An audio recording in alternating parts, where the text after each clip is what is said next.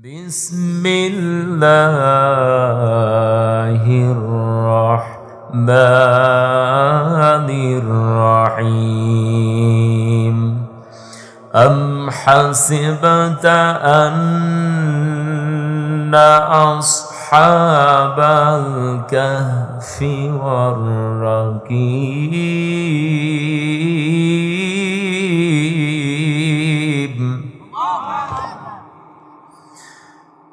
أم حسبت أن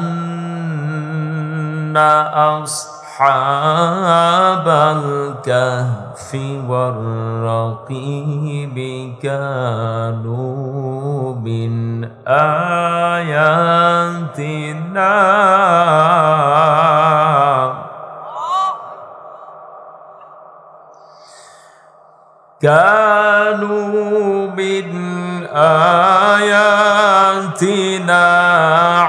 عجبا إذ أوى الفتية إلى الكهف فقالوا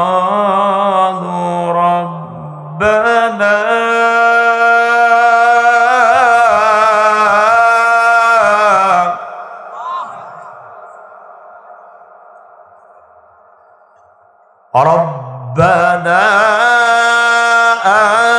آتنا من لدنك رحمة وهيئ لنا من أمرنا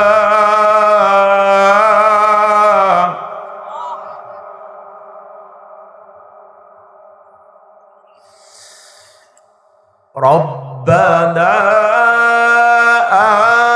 آتنا من لدنك رحمة وهيئ لنا من أمرنا رشدا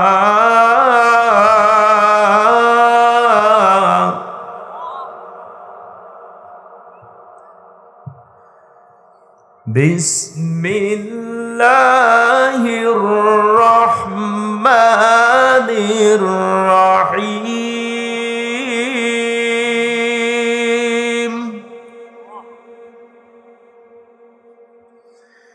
ما كان محمد أبا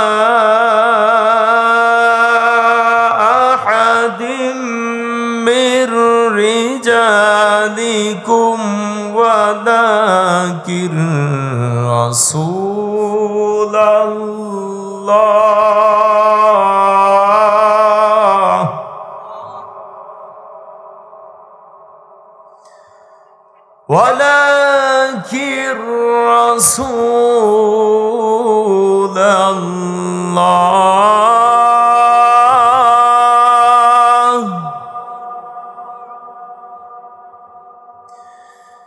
ولكن رسول الله وخاتم النبيين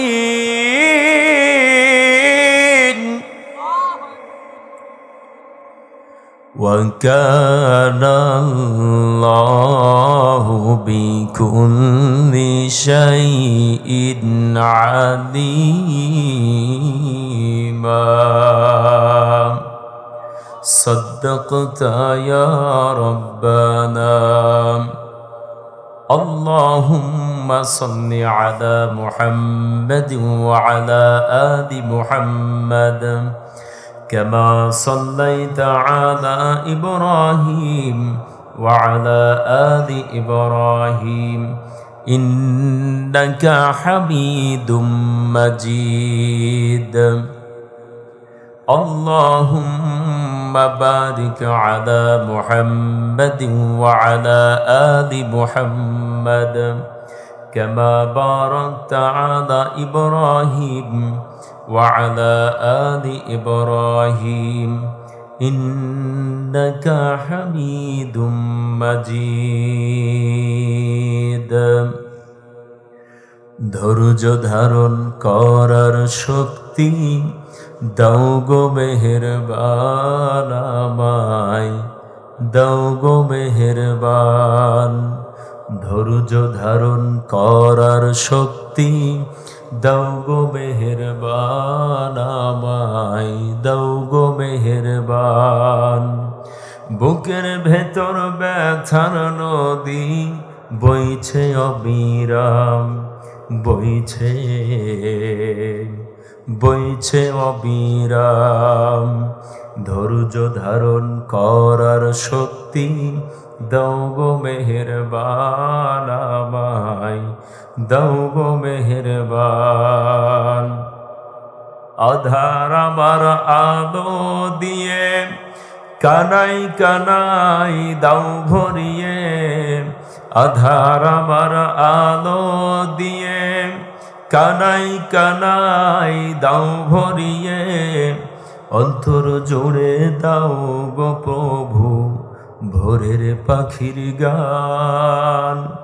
বুকের ভেতর ব্যথার নদী বইছে অবিরাম, বইছে বইছে অবিরাম। ধৈর্য ধারণ করার শক্তি দাও গো মেহেরবান আমায়, দাও গো মেহেরবান। ফাগুন কেড়ে নেয়া চতুর আষাঢ় করে দাও, গাছ গাছালির শীতল ছায়ায় জীবন ভরে দাও।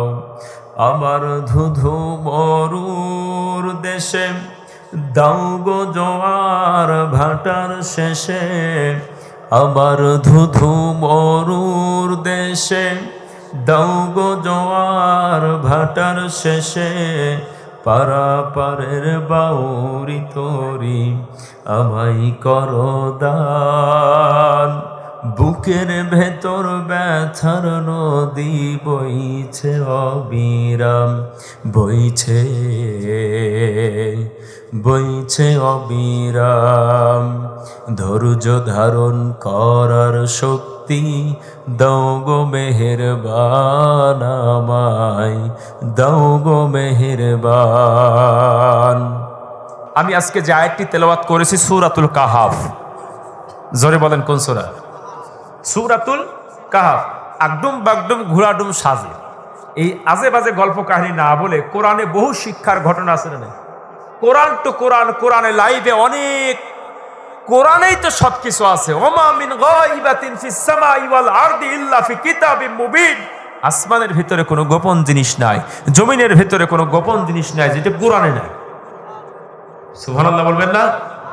সব কথা আল্লাহ পাক রব্বুল ইজ্জাতি ওয়াল জালাল এই কোরআনের ভিতরে খুলে খুলে দিয়েছেন, কিন্তু বান্দা তো কোরআন পড়ে না।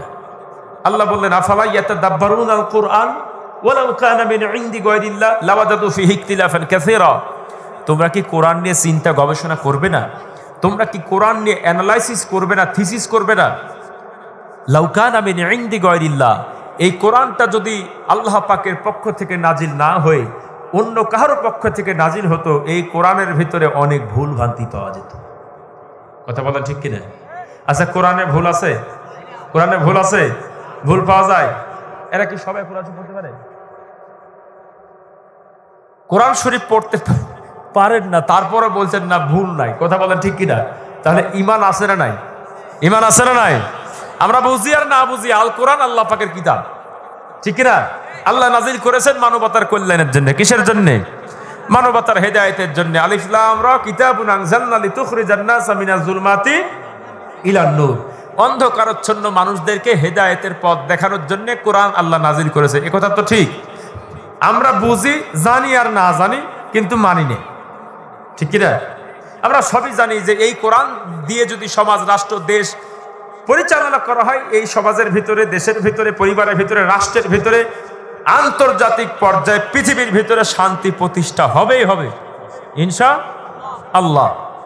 এটা আমরা জানি না এমনটা না, কিন্তু মানি না। কথা বলেন ঠিক কিনা? আচ্ছা, কোরআন দিয়ে যদি ব্যক্তি, পরিবার, সমাজ, রাষ্ট্র পরিচালনা হয়, আপনার সমস্যা আছে? সমস্যা আছে? আচ্ছা, কোরআন দিয়ে যদি চোরের হাত কাটা হয়, আপনার সমস্যা আছে? আপনি চোর। তো আপনি কোরআনের বিরুদ্ধে কিভাবে কথা বলেন? আপনি আলেমদের বিরুদ্ধে কিভাবে কথা বলেন? মুসলমান সম্মানিত উপস্থিতি, যেখানে আলেমরা ডাক দিবে আমরা কাদের সাথে থাকবো? কাদের সাথে থাকবো? ইয়া আইয়ুহাল্লাযীনা আমানুত্তাকুল্লাহা ওয়া কুনু মা'আস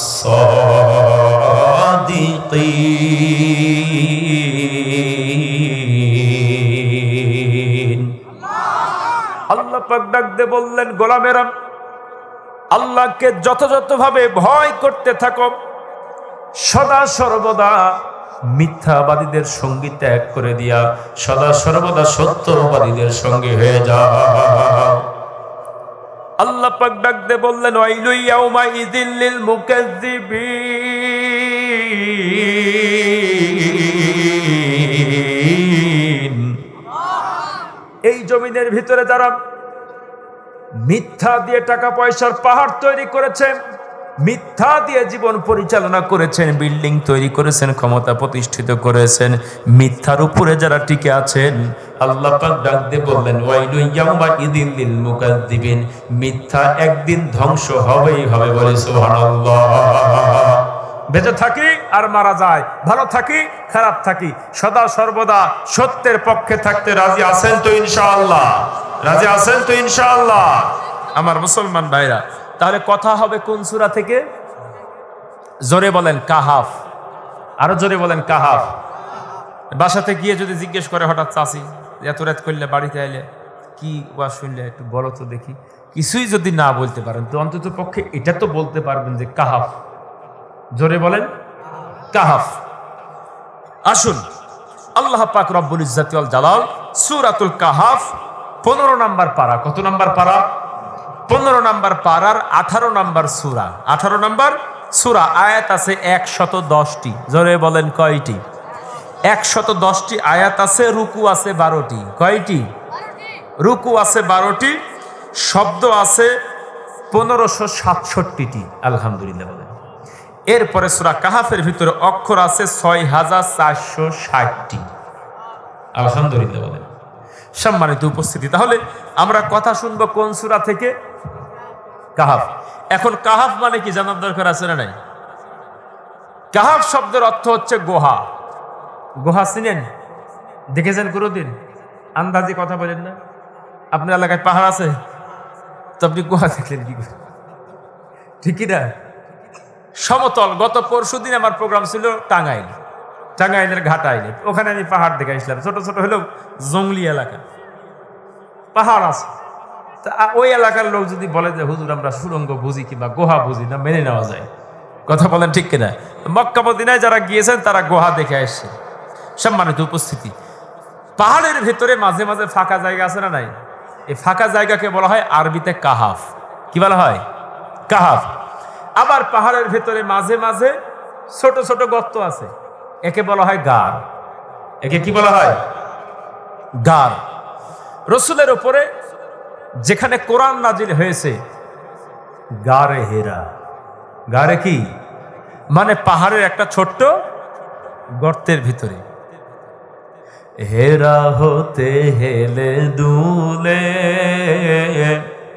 নুরানি তনু কে আসে হাই, সারা দুনিয়ার হেরে মেরে পর্দা খুলে খুলে যাই, সে যে আমার কামলিওয়ালা কামলিওয়ালা।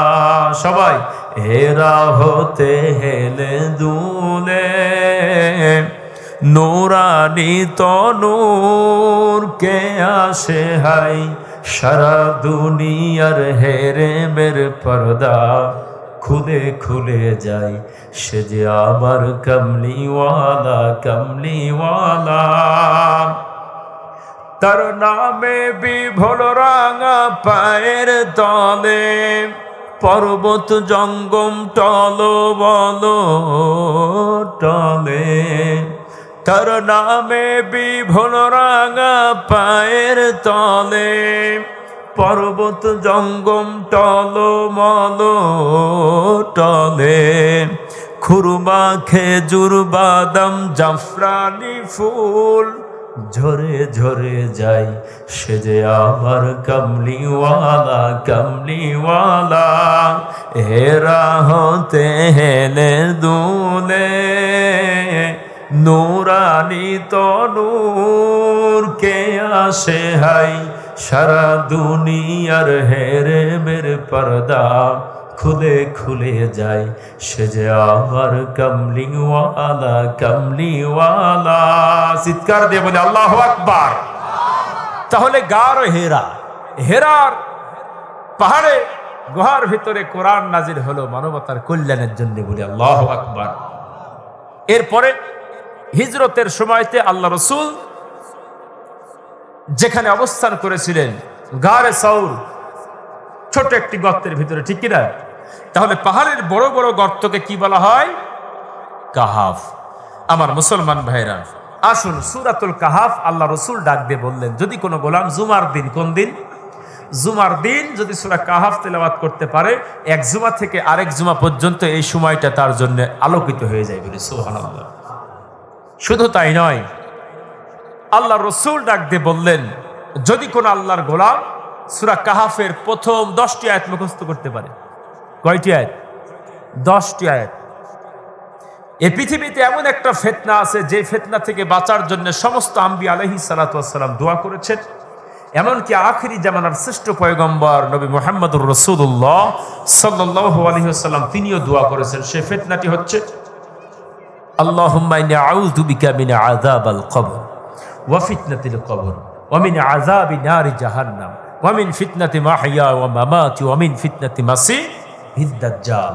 এই দাজ্জালের হাত থেকে বাঁচার জন্য নবী নিজেও দোয়া করেছেন, উম্মতদেরকেও দোয়া শিখিয়ে দিয়েছেন।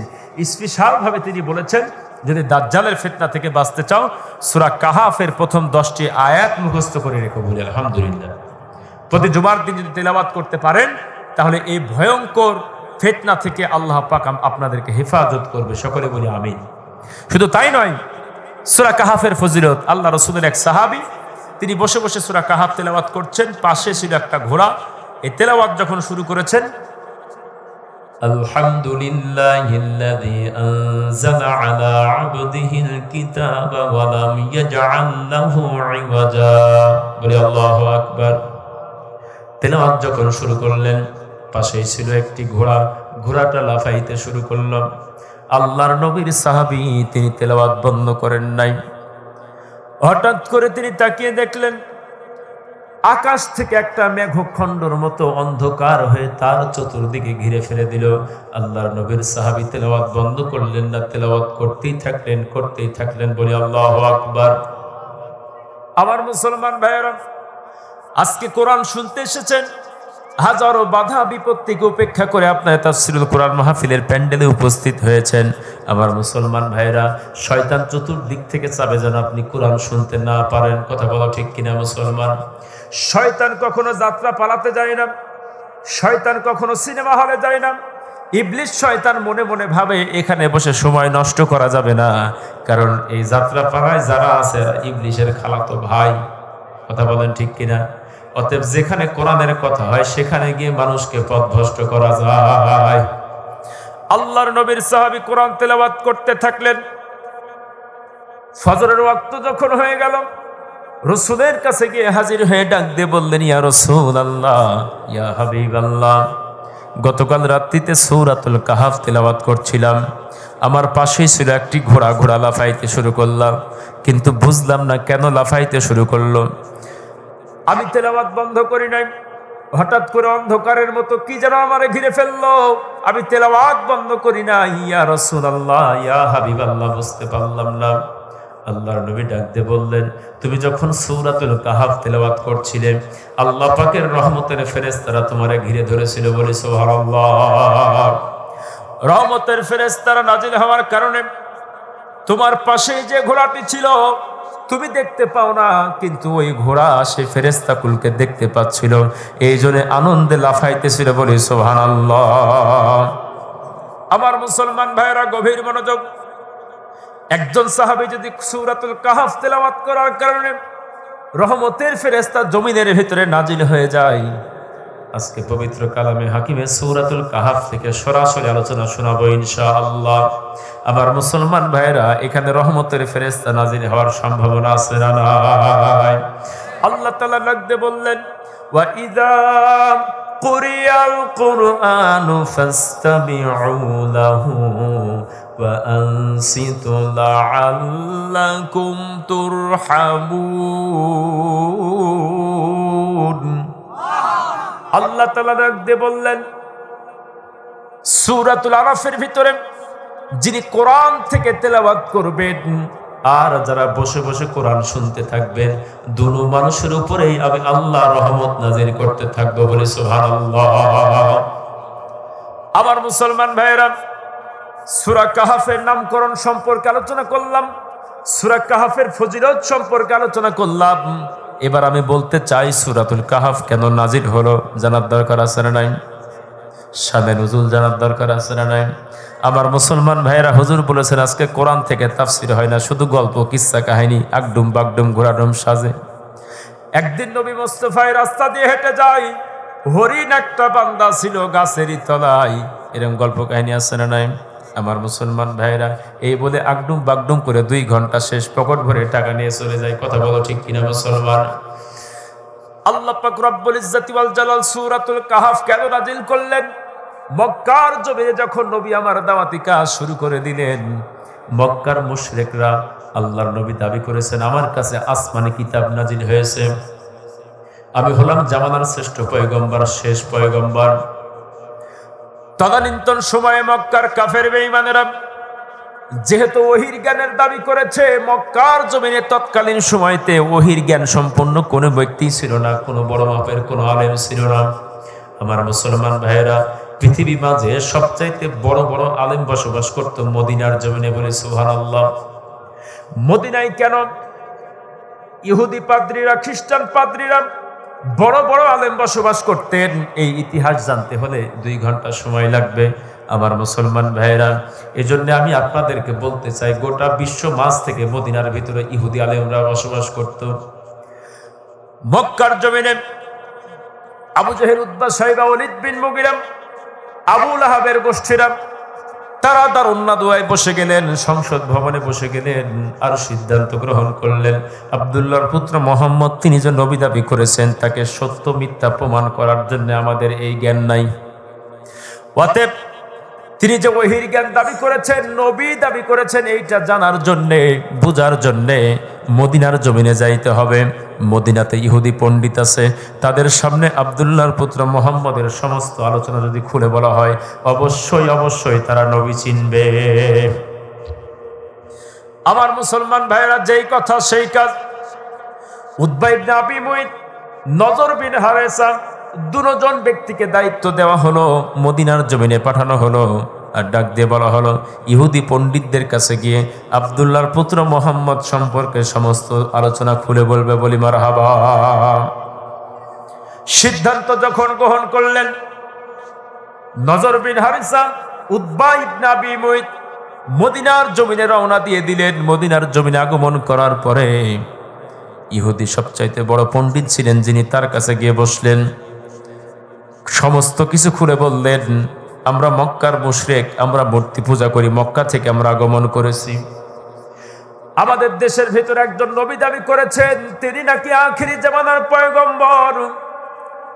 আপনার কাছে আমার জিজ্ঞাসা, আমরা নবী যে তিনি দাবি করলেন, আমরা বুঝবো কিভাবে করে, জানবো কিভাবে করে তিনি সত্য নবী? আমার মুসলমান ভাইয়েরা, তৎকালীন ইহুদি পণ্ডিত তাদেরকে শিখিয়ে দিলেন 3টা প্রশ্ন। যদি বলেন কয়টা প্রশ্ন? সে যদি পয়গম্বর হয়ে থাকে, তাকে 3টা প্রশ্ন করতে হবে। এই প্রশ্নগুলোর যদি উত্তর ঠিকঠাক মতো দিতে পারে, অবশ্যই অবশ্যই সে পয়গম্বর, বলে আল্লাহু আকবার। আমার মুসলমান ভাইরা, 1 নম্বরে প্রশ্ন শিখিয়ে দিলেন, অতীত যুগের কিছু যুবক কালেমা পড়ার কারণে, ঈমান আনার কারণে, কলিজার ভিতরে ঈমান নিয়ে ঘর বাড়ি ত্যাগ করে, বিবি বাল বাচ্চার মোহব্বত ত্যাগ করে দিয়া ঘর থেকে বের হয়ে গিয়েছে, আর কখনো ঘরে ফেরত আসে নাই। এই যুবকদের সম্পর্কে সে নবীরে জিজ্ঞেস করবে, সে যদি উত্তর দিতে পারে, অবশ্যই অবশ্যই সে পয়গম্বর। 2 নম্বরে জিজ্ঞেস করবে, এই পৃথিবীর জমিনে বহু প্রতাপশালী বাদশাহ আগমন করেছেন, গোটা বিশ্ব শাসন করেছেন। 4 জন বাদশাহ, জোরে বলেন কয়জন বাদশাহ? 4 জন বাদশাহ শাসন করেছে। 2 জন কাফের আর 2 জন মুমিন, বলি মারহাবা। কাফেরদের ভিতর থেকে বখতে নাসর, আরেকটা হচ্ছে বাদশাহ নমরুদ। মুসলমানদের ইমানদারদের ভেতর থেকে পয়গম্বর সুলাইমান আলাইহিস সালাতু ওয়াস সালাম, বলে সুবহানাল্লাহ। আরেকজন বাদশা আছে যিনি শাসন করেছেন। সে কোন বাদশা? যেই বাদশা সূর্য উদিত থেকে সূর্য অস্ত পর্যন্ত গোটা পৃথিবী ভ্রমণ করেছেন, সমস্ত ভ্রমণ করেছেন, সমস্ত জায়গাগুলো ঘুরে ঘুরে দেখেছেন। সেই বাদশা সম্পর্কে জিজ্ঞেস করবে, বলে সুবহানাল্লাহ। কুজা কারুন, কুজা ফেরাউন, কুজা নমরুদ শুদ হামান, কুজা কারুন, কুজা ফেরাউন, কুজা নমরুদ শুদ হামান,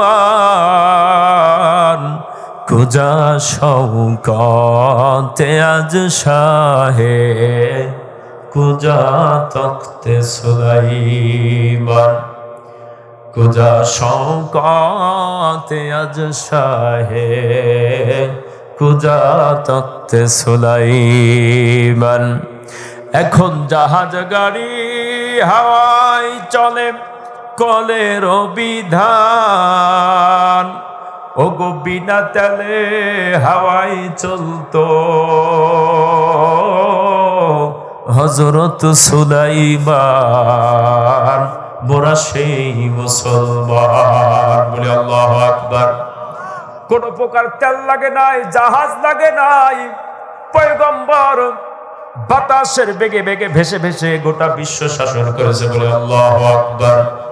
ইহুদি পণ্ডিত শিখিয়ে দিল, ওগো মক্কার মুশরিক সে যদি পয়গম্বর হয়ে থাকে, এই পৃথিবীতে কোন বাদশা আছে সূর্য উদয় থেকে শুরু করে নিয়ে সূর্যাস্ত পর্যন্ত ভ্রমণ করেছে, সে বাদশা সম্পর্কে জিজ্ঞেস করবে। 2 নাম্বার প্রশ্ন। 3 নাম্বার প্রশ্ন হলো মানুষের রূহ কি, বলে সুবহানাল্লাহ। 3টা প্রশ্ন শিখিয়ে দিলেন। নজর বিন হারিসা, উতবা ইবনে আবি মুইত 3টা প্রশ্ন নিয়ে মক্কার জমিনে পদার্পণ করলেন। আবার তারা সংসদ ভবনে দারুন্নদয়ে বসলেন। মক্কার কাফের বেঈমানেরা সমস্ত কিছু শুনলেন। 3টা প্রশ্ন করার কথা বলেছেন মদিনার ইহুদি পণ্ডিত। সকাল যখন হয়ে গেল, মক্কাবাসী একত্রিত হয়ে আল্লাহর নবীর কাছে হাজির হয়ে গেলেন। ডাক দিয়ে বললেন, মুহাম্মদ সাল্লাল্লাহু আলাইহি ওয়াসাল্লাম, আমরা তোমাকে 3টা প্রশ্ন করতে চাই, তুমি যেহেতু নবী দাবি করেছো। 3টা প্রশ্নের উত্তর যদি ঠিকঠাক মতো দিতে পারো, কথা দিলাম আমরা কালেমা পড়ে মুসলমান হয়ে যাব। আবার মুসলমান ভাইয়েরা, আল্লাহর নবী জিজ্ঞেস করলেন, আপনারা কি প্রশ্ন করতে চান? 1 নম্বরে প্রশ্ন করলেন, অতীত যুগের কিছু যুবক ঈমান আনার কারণে ঘর বাড়ি ছেড়ে তারা একটা গুহার ভিতরে প্রবেশ করেছে, আর কখনো ফিরে আসে না, সেই ঘটনা জানতে চায়, তারা কারা?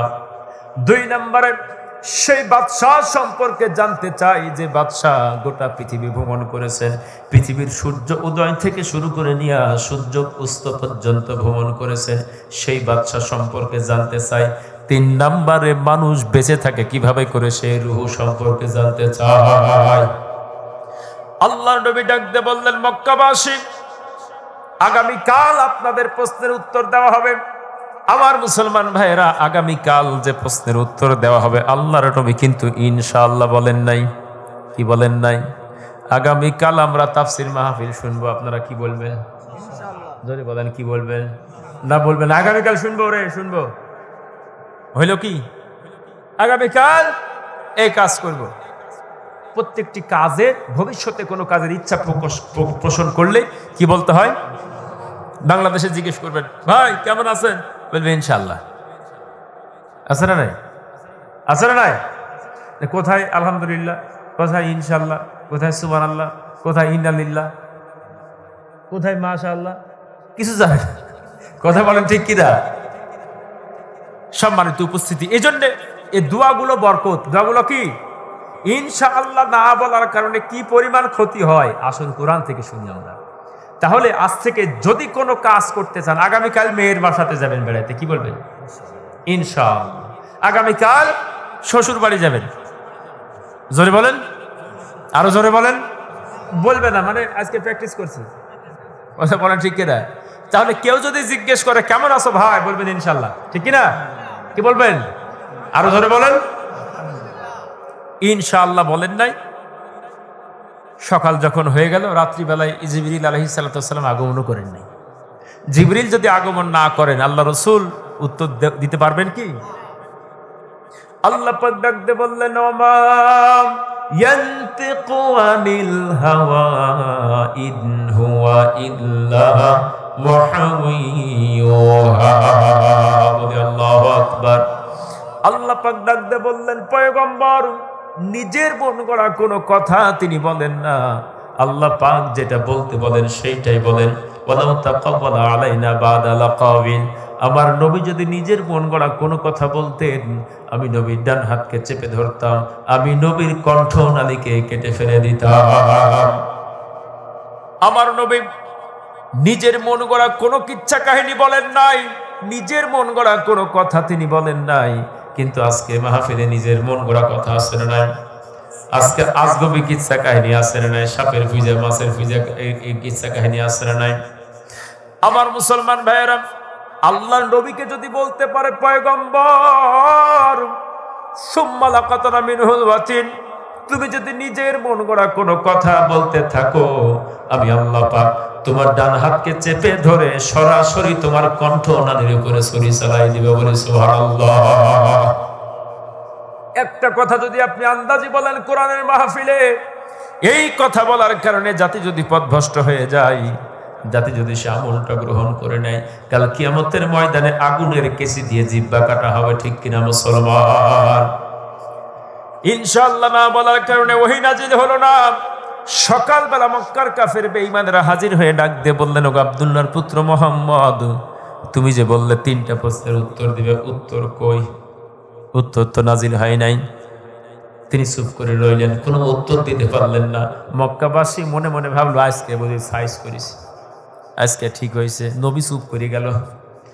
2 দিন পার হয়ে গেল, 3 দিন পার হয়ে গেল, এখনো পর্যন্ত কোরআন নাজিল হলো না। জিবরিল আলাইহিস সালাতু ওয়াস সালাম এই ঘটনা নিয়ে হাজির হলো না। 5 দিন পার হয়ে গেল, এখনো পর্যন্ত নাজিল হলো না। নবী আমার আস্তে আস্তে ভেঙে পড়তে শুরু করলেন, বলে সুবহানাল্লাহ।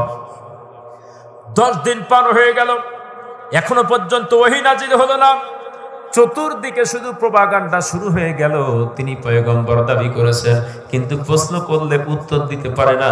ওই যে ইহুদি পণ্ডিত শিখিয়ে দিয়েছেন, 3টা প্রশ্নের উত্তর যদি দিতে পারে তবে সত্য নবী, উত্তর দিতে না পারলে মিথ্যা নবী।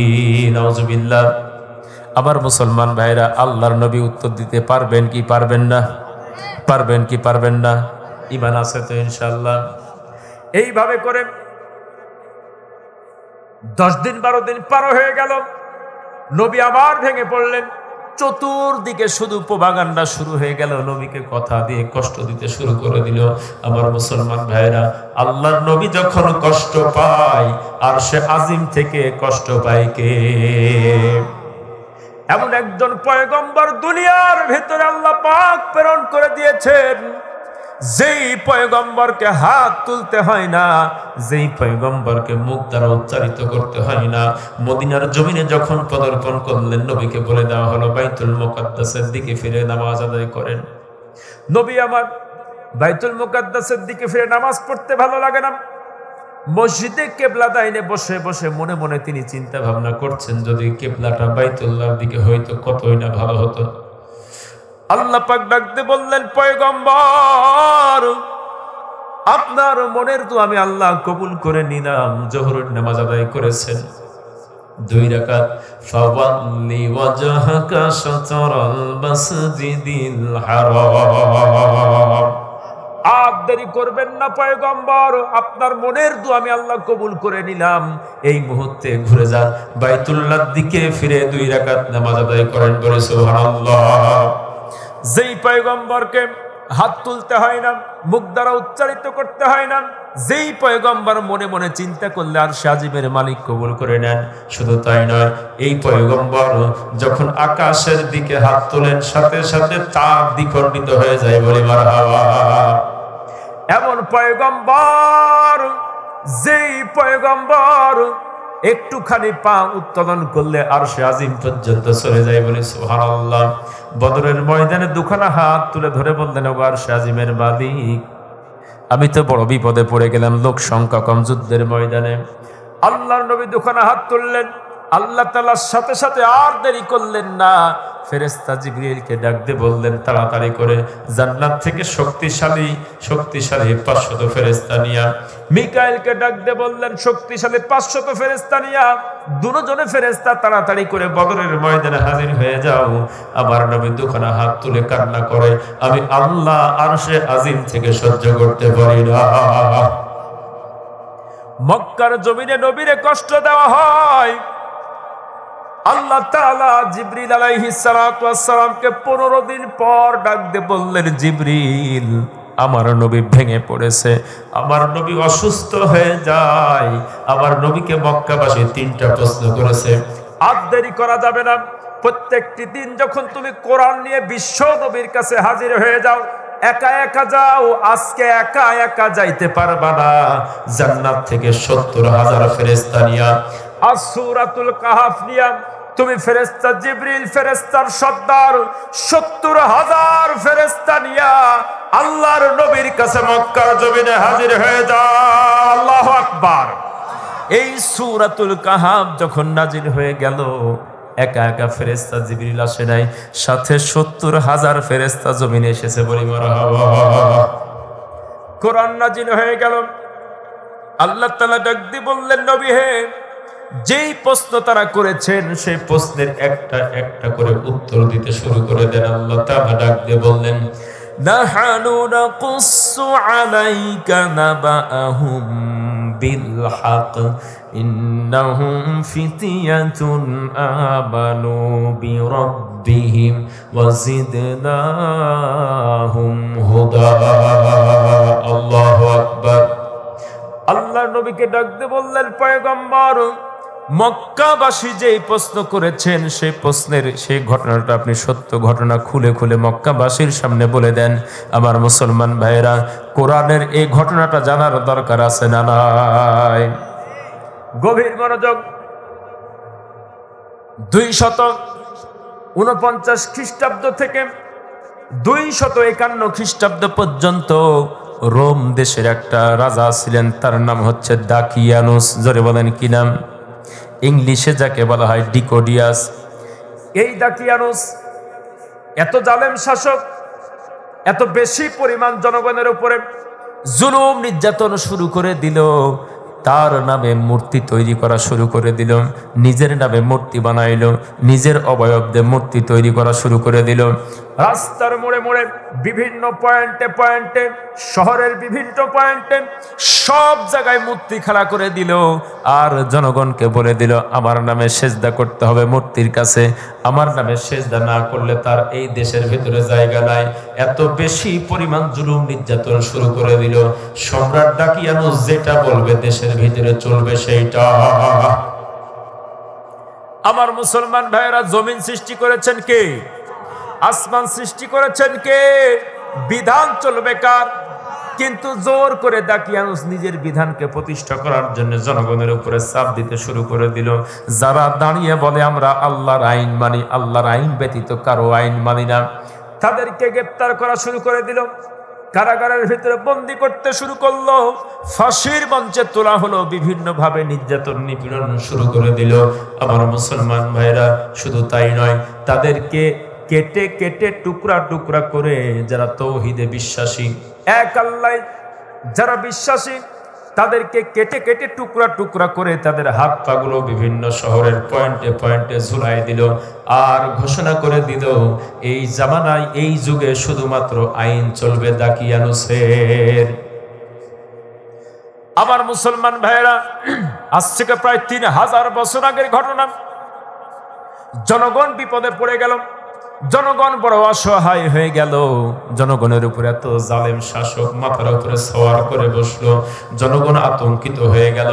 ঈমান নিয়ে টিকে থাকতে পারা যায় না, ঈমানের ঘোষণা দেওয়া যায় না, আল্লাহর সিজদা দেওয়া যায় না, নামাজ আদায় করা যায় না। চতুর্দিক থেকে শুধু বিপদ আর বিপদ। নিজের বাড়িতে ঈমান নিয়ে ঘুমানো যায় না, বাড়ি থেকে পালিয়ে বেড়ায়, এলাকা থেকে পালিয়ে বেড়ায়। আমার মুসলমান ভাইরা, এত আতঙ্কিত হয়ে গেল জনগণগুলো।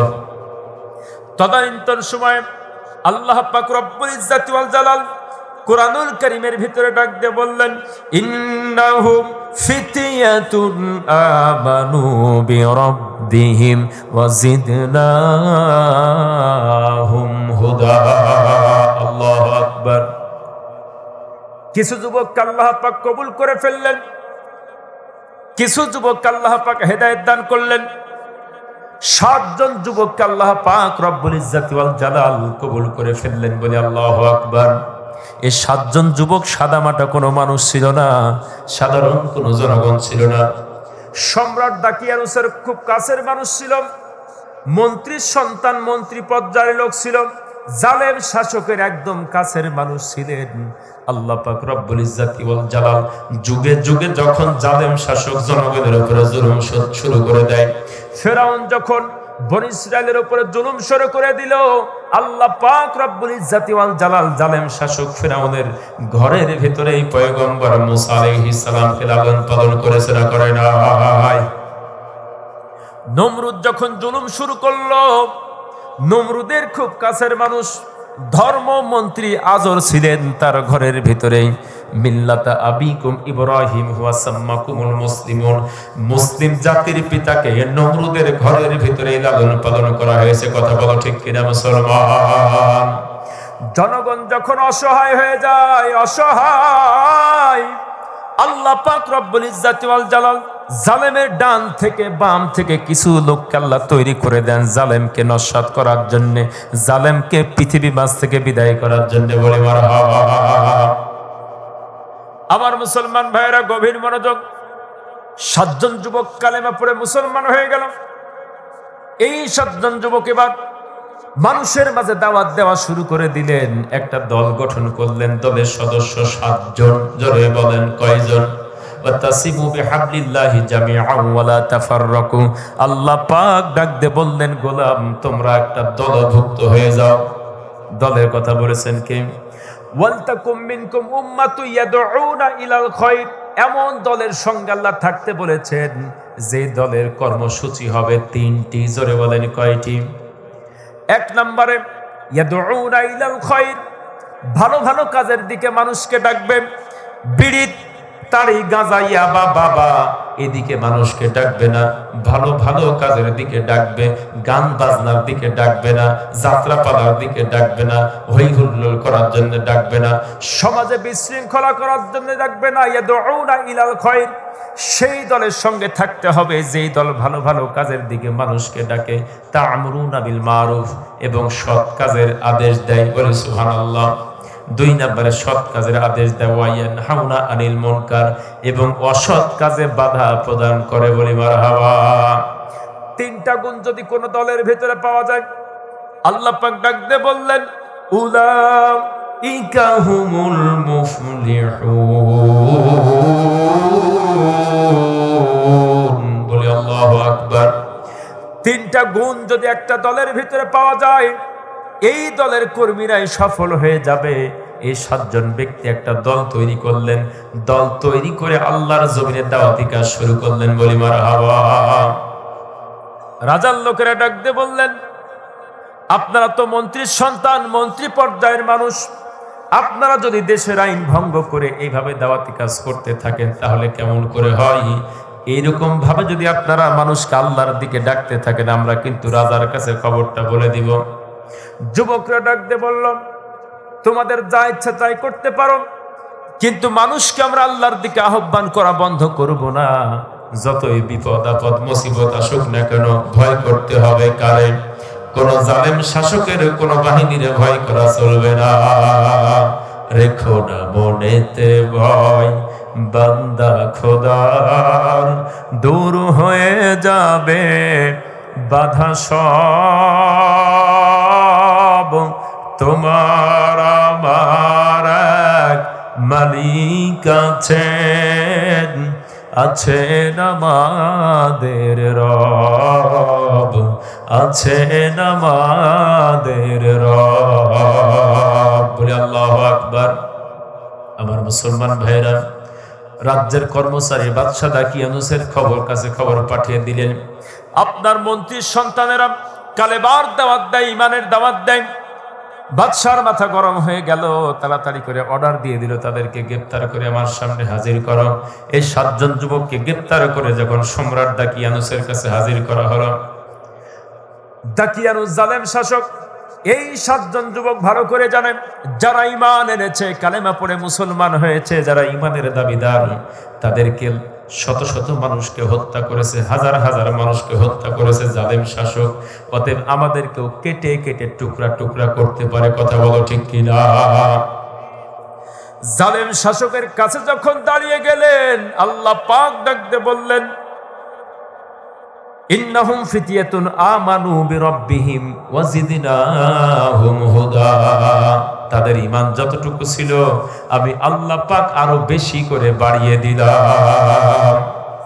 ইন্নাল্লাযীনা ক্বালু রাব্বুনাল্লাহ সুম্মা ইসতাকামু তাতানাজ্জালু আলাইহিমুল মালাইকাতু আল্লাহ তাখাফু ওয়া লা তাহজান ওয়া আবশিরু বিল জান্নাতিল্লাতী কুনতুম তুআদুন। বলে আল্লাহু আকবার। আল্লাহ পাক ডাক দিয়ে বললেন, যারা ঈমান এনেছে, ঈমানের পথে অবিচল থেকেছে, হাজারো বিপদ ও মুসিবতকে উপেক্ষা করেছেন, আল্লাহ পাক তাদের জন্য ফেরেশতা নাজিল করে ঈমান বাড়ায় দেয়। বলি সুবহানাল্লাহ। জালেম শাসকের সামনে যখন দাঁড়িয়ে গেলেন, এইবার বাদশাহ দাকিয়ানুস জিজ্ঞেস করলো, যুবকেরা, তোমরা কি জানো না ঈমান আনার ফল কি হয়েছে? তোমরা কি জানো না এই সমাজের ভিতরে কতজনকে কারাগারের ভিতরে বন্দী করে রেখেছি? তোমরা কি জানো না কতজনকে ফাঁসি দিয়ে হত্যা করলাম? এত কিছু জানার পরও তোমরা কিভাবে করে কালেমার দাওয়াত দাও? তোমাদের কি ভয় নাই? তোমাদের যেহেতু যুবক বয়স, এখনো জ্ঞান বুদ্ধি হয় নাই, তোমাদেরকে মাত্র 3 দিন সময় দিলাম। 3 দিনের ভিতরে দল চেঞ্জ করে আমাদের দলে চলে আসবা। একথা যখন বললেন, আল্লাহ পাক পবিত্র কালামে হাকিমের ভিতরে ডাক দিয়ে বললেন, জালেম শাসকের সামনে দাঁড়িয়ে তারা কি কথা বললেন, সব কথা কোরআনে আল্লাহ তুলে দিলেন। তারা ডাক দিয়ে বললেন, ওয়ারাবাতনা আলা কুলুবিহিম ইয ক্বামু ফাকালু রাব্বুনা রাব্বুস সামাওয়াতি ওয়াল আরদি লান নাদ'উয়া মিন দুনিহি। বলি আল্লাহু আকবার। লান নাদ'উয়া মিন দুনিহি ইলাহান লাকাদ কুননা ইযান শাতাতা। বলি আল্লাহু আকবার। আমার মুসলমান ভাইরা, তাদের মনের ভিতরে যে দুরু দুরু ভয়টা ছিল, আল্লাহ পাক ডাক দিয়ে বললেন, ওয়ারাবাতনা আলা কুলুবিহিম, তাদের কলবকে আমি শক্ত করে দিলাম, দৃঢ় করে দিলাম। তাদের কলিজার ভিতরে যতটুকু ভয় ছিল অতটুকু ভয়ও হারিয়ে গেল। বলি সুবহানাল্লাহ।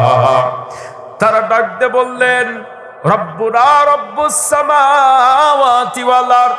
ও দাকিয়ানুস, তোমার আইন মানি না। আসমানের মালিক যিনি, জমিনের মালিক যিনি, শুধুমাত্র তার আইন মানি, কোন মানুষের তৈরি করা আইন মানতে পারি না। আল্লাহু আকবার। আমার মুসলমান ভাইয়েরা, 3 দিন সময় দেওয়া হলো। 3 দিনের ভিতরে যদি কালেমা ছেড়ে দিয়ে দাকিয়ানুসের দলের ভিতরে না আসো, তোমাদেরকে কেটে কেটে টুকরা করা হবে। আমার মুসলমান ভাইয়েরা, এই 7 জন যুবক 3 দিন যখন সময় তাদেরকে দেওয়া হলো, রাত্রি যখন গভীর হয়ে গেল, 7 জনের যিনি নেতা ছিলেন তার নাম হচ্ছে ইয়ামলিখা। ইয়ামলিখা ডাক দিয়ে বললেন, এ জালেম শাসকের কারাগারে বন্দী থাকার চেয়ে ঈমান কলিজার ভিতরে নিয়ে দেশ ত্যাগ করাই অনেক বেশি ভালো। বলে আল্লাহু আকবার। আমার মুসলমান ভাইরা, 7 জন যুবক এবার সিদ্ধান্ত গ্রহণ করলেন, এমন জায়গায় চলে যাব যেখানে গিয়ে ঈমানটাকে রক্ষা করা যায়। পৃথিবীর সমস্ত বিবিবাল বাচ্চার মহব্বত ত্যাগ করে বাবার মহব্বত, মায়ের মহব্বত, স্ত্রীর মহব্বত, এলাকার মহব্বত, জমি জমা, টাকা পয়সার মহব্বত সব কিছু ফেলে দিয়া শুধুমাত্র ইমানটারে কলিজার ভেতরে নিয়া রাত্রিবেলায় তারা রওনা দিয়ে দিলেন 7 জন যুবক। বলে সুবহানাল্লাহ। আমার মুসলমান ভাইয়েরা, এই 7 জন যুবকের একটা ইয়ামলিকা যিনি ছিলেন তার একটা পোষা কুকুর ছিলেন। এই কুকুরটা তাদের পিছনে লেগে গেল। 7 জন যুবক বারবার, একবার লাঠি দিয়ে বাড়ি দেয়, একবার তাড়ায় দেয়, কিন্তু কুকুর বারবার পিটন দেয়, কিন্তু কুকুর তাদের পিছ ছাড়ে না। বলে আল্লাহু আকবার। কুকুর বুঝাইতে চায়, ও 7 জন যুবক, এই জালেমের দেশে আমিও বসবাস করতে চাই না। তোমরা 7 জন যাও যেই দিকে ইমানদার, আমি কুকুরকেও সেই দিকে নিয়ে চলো। বলে সুবহানাল্লাহ। আমার মুসলমান ভাইয়েরা, 7 জন যুবক আর একটা কুকুর তারা রওনা দিয়ে দিলেন। পাহাড়ের কিনারে যখন হাজির হয়ে গেলেন, গুহার ভিতরে প্রবেশ করলেন। গুহার ভিতরে প্রবেশ করার পরে 7 জন যুবক আল্লাহর কাছে সিজদা দিয়ে পড়ে গেলেন। এরপরে একটা দোয়া করলেন, সেই দোয়াটা আল্লাহ কোরআনের ভিতরে তুলে দিলেন। বলি সুবহানাল্লাহ। তারা দোয়া করলেন, রব্বানা আতিনা মিন লাদুনকা রাহমাতাও ওয়া হাইয়্যি লানা মিন আমরিনা রাশাদা। বলে আল্লাহু আকবার।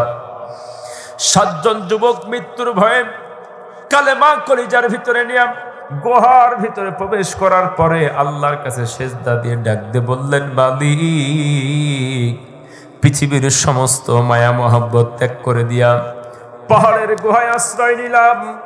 তুমি একমাত্র সাহায্যকারী, তুমি একমাত্র মালিক। তুমি আমাদেরকে তোমার রহমতের চাদর দিয়ে ঘিরে ফেলে দাও।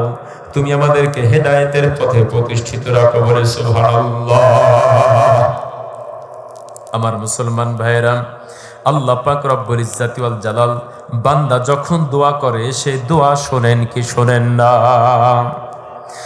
আল্লাহ পাক রব্বুল ইজ্জাতি ওয়াল জালাল তারা যখন দোয়া করলেন, আল্লাহ তাআলা কেমন রহমতের চাদর দিয়ে ঘিরে ফেলে দিলেন। পবিত্র কালামে হাকিমের ভিতরে আল্লাহ ডাক দিয়ে বলছেন, ফাদরাবনা আলা আযানিহিম ফিল কাহফি সিনিনা আদাদা।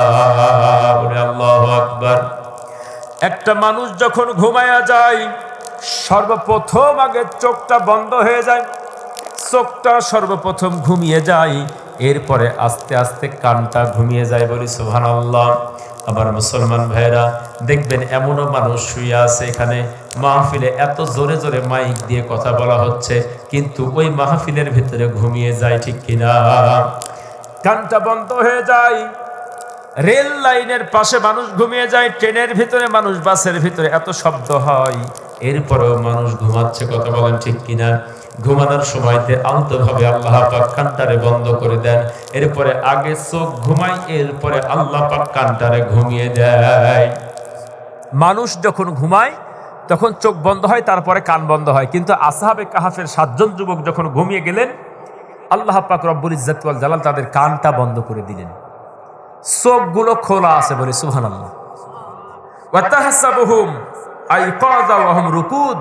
নবীকে ডাক দিয়ে বললেন, পয়গম্বর, আপনি যদি আসহাবে কাহাফের এই 7 জন যুবককে দেখতেন, দেখে মনে হবে তারা জাগ্রত। দেখে কি মনে হবে? তারা জাগ্রত। একটা মানুষকে দেখে কি মনে হয়? যখন চোখ খোলা থাকে তখন তো জাগ্রত মনে হয়, তাই কিনা? আর চোখ বন্ধ থাকলে ঘুমন্ত। কিন্তু আল্লাহ রসুলকে ডাক দিয়ে বললেন, নবী হে, আপনি যদি তাদেরকে দেখতেন, দেখে মনে হবে তারা জাগ্রত, কিন্তু তারা ঘুমন্ত। সুবহানাল্লাহ বলেন। আল্লাহ পাক রব্বুল ইজ্জাতি ওয়াল জালাল ডাক দিয়ে বললেন, অনুকাল্লিবুহুম যাতাল ইয়ামিনি ওয়া যাতাশ শিমাল। ওরা চোখ খুলে ঘুমাচ্ছে, কান বন্ধ হয়ে আছে, একবার ডান দিকে হেলে যায়, একবার বাম দিকে হেলে যায়। সুবহানাল্লাহ। ঘুমের ভিতরে মানুষ এই পাশে এই পাশ হয় কি হয় না? কিন্তু আসহাবে কাহাফের ঘুম তার যেন তেন ঘুম না। কেমন ঘুম? আসুন আপনাদেরকে কোরআন থেকে শোনাই। আলহামদুলিল্লাহ বলেন। আমার মুসলমান ভাইরা, এরা ঘুম দিয়েছে আল্লাহ পাকের রহমতের ঘুম। কিসের ঘুম? রহমতের ঘুম। এমন ঘুম দিলেন আর আল্লাহ পাক ডাক দিয়ে বললেন ওয়াতারাশ শামসা ইযা তালাআত তাযাওয়ারু আন কাহফিহিম যাতাল ইয়ামিন। এরা ঘুমাচ্ছে পাহাড়ের গুহার ভিতরে প্রশস্ত চত্বরে। সূর্য যখন আকাশে উদিত হয় পূর্ব আকাশে, তখন এই ঈমানদার 7 জনের জন্য সূর্য একটু ডান দিকে হেলে যায়। সুবহানাল্লাহ। এই গোটা পৃথিবী এবং পৃথিবীর মাঝে যা কিছু আছে সব কিছু আল্লাহ সৃষ্টি করেছেন কার জন্যে? মানুষের জন্যে। আর সব কিছু আল্লাহর হুকুমে ঈমানদারদের সাহায্য করে, বলি সুবহানাল্লাহ। এই পাহাড় পর্বত নদী নালা খাল বিল, একজন পয়গম্বর মুসা তিরাকে সাগর ফেটে গেল, তাকে সাহায্য করেছে না করে নাই? আগুন ফুলের বাগান হয়ে গেল মানুষের জন্যে, তাকে সাহায্য করেছে না করে নাই? আল্লাহ পাক ডাক দিয়ে বলে লাউ কানাতি দুনিয়া তাআদিলু ইনদাল্লাহ জানাহা বাউদাতান মাসাব। গোটা পৃথিবী এবং পৃথিবীর মাঝে যা কিছু আছে, টাকা পয়সা ধন দৌলত, সব কিছু যদি আল্লাহর কাছে একটা মশার পাখনার সমান দাম হতো। আচ্ছা, মশার পাখনার দাম কত টাকা? যদি আপনাকে 1 বস্তা দেওয়া হয় তাও দাম নাই। আল্লাহ পাক বললেন গোটা পৃথিবী এবং পৃথিবীর মাঝে যা কিছু আছে সমস্ত সম্পদ আল্লাহর কাছে একটা মশার টানার সমানও দাম না। যদি দাম থাকতো একটা কাফেরকেও আমি 1 ঢোক পানি পান করতে দিতাম না, বলে সুবহানাল্লাহ। যেহেতু এটা দাম নাই, এটা তুচ্ছ। আল্লাহ রাসূল হেঁটে যাচ্ছেন, সাহাবাদেরকে বলছে, সাহাবীরা পাশে একটা মরা কান কাটা ছাগল পড়ে আছে, ছাগলের বাচ্চা, হাদিসে আছে না? তা আল্লাহর রাসূল ডাক দিয়ে বললেন যে এটা কে কিনবে? এটার দাম কত? হুজুর, এই মরা ছাগলের বাচ্চা কে কিনবে? ঠিক কিনা? এর কোনো তো দাম নাই। আল্লাহ রাসূল ডাক দিয়ে বলেন এর চাইতে বেশি দাম কম দুনিয়ার। দুনিয়ার কোনো দাম আছে? দাম আছে? এ দুনিয়া থেকে কেউ নিয়ে কিছু যাইতে পেরেছে? 10 তলা 20 তলা 50 তলা 250 বিঘে সম্পত্তির মালিক, আচ্ছা কয় বিঘে সম্পত্তি নিয়ে যেতে পেরেছে? টাকা পয়সার সাথে করে নিয়ে যেতে পেরেছে? কিছুই নিয়ে যেতে পারে নাই। সম্মানিত উপস্থিতি, তাহলে যে বিষয়টি বলছিলাম, এই গোটা পৃথিবীর মালিক যিনি, আপনি যদি তার গোলাম হয়ে যান, এই পৃথিবীর সমস্ত কিছু আপনার গোলাম হয়ে যাবে, বলে সুবহানাল্লাহ। সূর্য এই 7 জনের খাতিরে আস্তে করে আলতোভাবে ডান দিকে হেলে যায়। আবার যখন সূর্য ডুবে যায়, ওয়া ইযা গরাবাত তাকরিদুহুম যাতাস শিমাল, আবার যখন সূর্যাস্ত হয়ে যায় তখন আস্তে করে বাম দিকে হেলে যায়। সুবহানাল্লাহ বলবেন না? একজন যদি ঈমানদার পৃথিবীতে জীবিত থাকে, এই পৃথিবী ধ্বংস হবে না। গোটা পৃথিবী এবং পৃথিবীর মাঝে যা কিছু আছে সব কিছু চাইতে একজন ঈমানদারের দাম আল্লাহর কাছে বেশি। সুবহানাল্লাহ বলেন। সেই ঈমানদার হইতে পারবেন তো ইনশাআল্লাহ? যে ঈমানদার টিকে থাকলে দুনিয়া ধ্বংস হয় না, সেই ঈমানদার হইতে হবে। সুদখোর হাজি হইলে হবে না। কথা বলেন ঠিক কিনা? হজ করে সুদও খায়, দাড়ি চাচা মুসমুটা গাঁজাত মারে দম, নামাজ নেয়, রোজা নেয়, ইফতার খাওয়ার জন্য আছে না নাই? নামাজও পরে সুদ খায়, এরকম লোক আছে না নাই? আমার মুসলমান ভাইরা, আপনার এলাকায় নাউজুবিল্লাহ বলেন, আপনার এলাকায় যদি কেউ নিকট আত্মীয় আপন বোনের সাথে যদি কেউ জেনা করে, ওই ব্যক্তিকে আপনারা কি করবেন? ফুলের মালা দিবেন? ফুলের মালা দিবেন? কি করবেন? পিটাই তো পৃথিবী মাঝ থেকে বিদায় করে দিবেন। আহারে, কিন্তু আজকে মসজিদের সামনের কাতারে ওই ব্যক্তিকে আমরা জায়গা দিই, যে ব্যক্তি ডেইলি 42 বার মায়ের সাথে জেনার গুনাহ করে, 1 টাকা যে সুদের খায়। কথা বলা ঠিক কিনা মুসলমান? আজকে অধিকাংশ মসজিদগুলোতে সুদখোর কমিটি আছে না নাই? সুদখোর সভাপতি আছে না নাই? সুদখোর সেক্রেটারি আছে না নাই? আপন বোনের সাথে জেনা করার কারণে তাকে মেরে টুকরা টুকরা করে ফেলবেন, আর ওই মায়ের সাথে জেনাকারী ব্যক্তিকে সুন্দর করে জায়নামাজের সামনে নিয়ে বসাইছে। এরকম লোক আছে না নাই? আজকে হারাম খাইতে খাইতে আমাদের কণ্ঠ চিপে গেছে। আমরা মসজিদের মেম্বার থেকে আর সত্য কথাগুলো তুলে ধরতে পারি? কোন দিকে তাকাবেন? ডানে তাকাইলে সুদখোর, বামে তাকাইলে ঘুষখোর। চতুর্দিকে এই হারামখোরেরা সব দখল করে ফেলেছে। কথা বলেন ঠিক কিনা? মসজিদ মাদ্রাসা কোনো জায়গা ফাঁক দেয়নি, সব জায়গাতে হারামখোর ঢুকেছে। আল্লাহ পাক হারামখোরদের থেকে আমাদেরকে হেফাজত করুন। সকলে বলে আল্লাহুম্মা আমিন। আজকে মসজিদের মিনার থেকে হকের আওয়াজ ওঠে না। কারণ হচ্ছে আজকে আমরা হারাম খাইতে খাইতে আমাদের কণ্ঠ স্তব্ধ হয়ে গিয়েছে। এমনও মসজিদ আছে, এমনও ইমাম আছে 20 বছর পর্যন্ত মসজিদে খুতবা দিচ্ছেন, ইমামতি করছেন, কিন্তু আজ পর্যন্ত একটা দিন জিহাদের ওয়াজ করে না। কথা বলো ঠিক কিনা মুসলমান? ইয়া আইয়ুহান নবী বাল্লিগ মা উনজিলা ইলাইকা মির রাব্বিক, আপনার উপরে যা নাজিল হয়েছে, বাল্লিগ মা উনজিলা ইলাইকা মির রাব্বিক, শুধু মিষ্টি মিষ্টি নামাজের ওয়াজ করবেন আর রোজার মাসে খালি বরকতের ওয়াজ করবেন আর ভালো ভালো গরুর গোশত দিয়ে মাংস দিয়ে ভাত খাবেন, এগুলা ওয়াজ করলে তো সমাজের কোনো সমস্যা নাই, বরং আপনাকে আরো বেশি খাওয়াবে। কথা বলেন ঠিক কিনা? শুধুমাত্র মিষ্টি মিষ্টি ওয়াজ করলে হবে না নবীজি।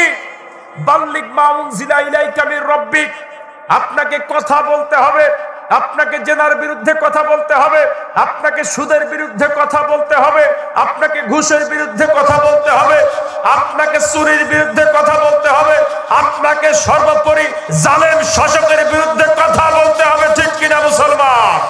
কোন জালেমের রক্তচক্ষু দেখে নবী ভয় করা যাবে না। কথা বলো ঠিক কিনা মুসলমান?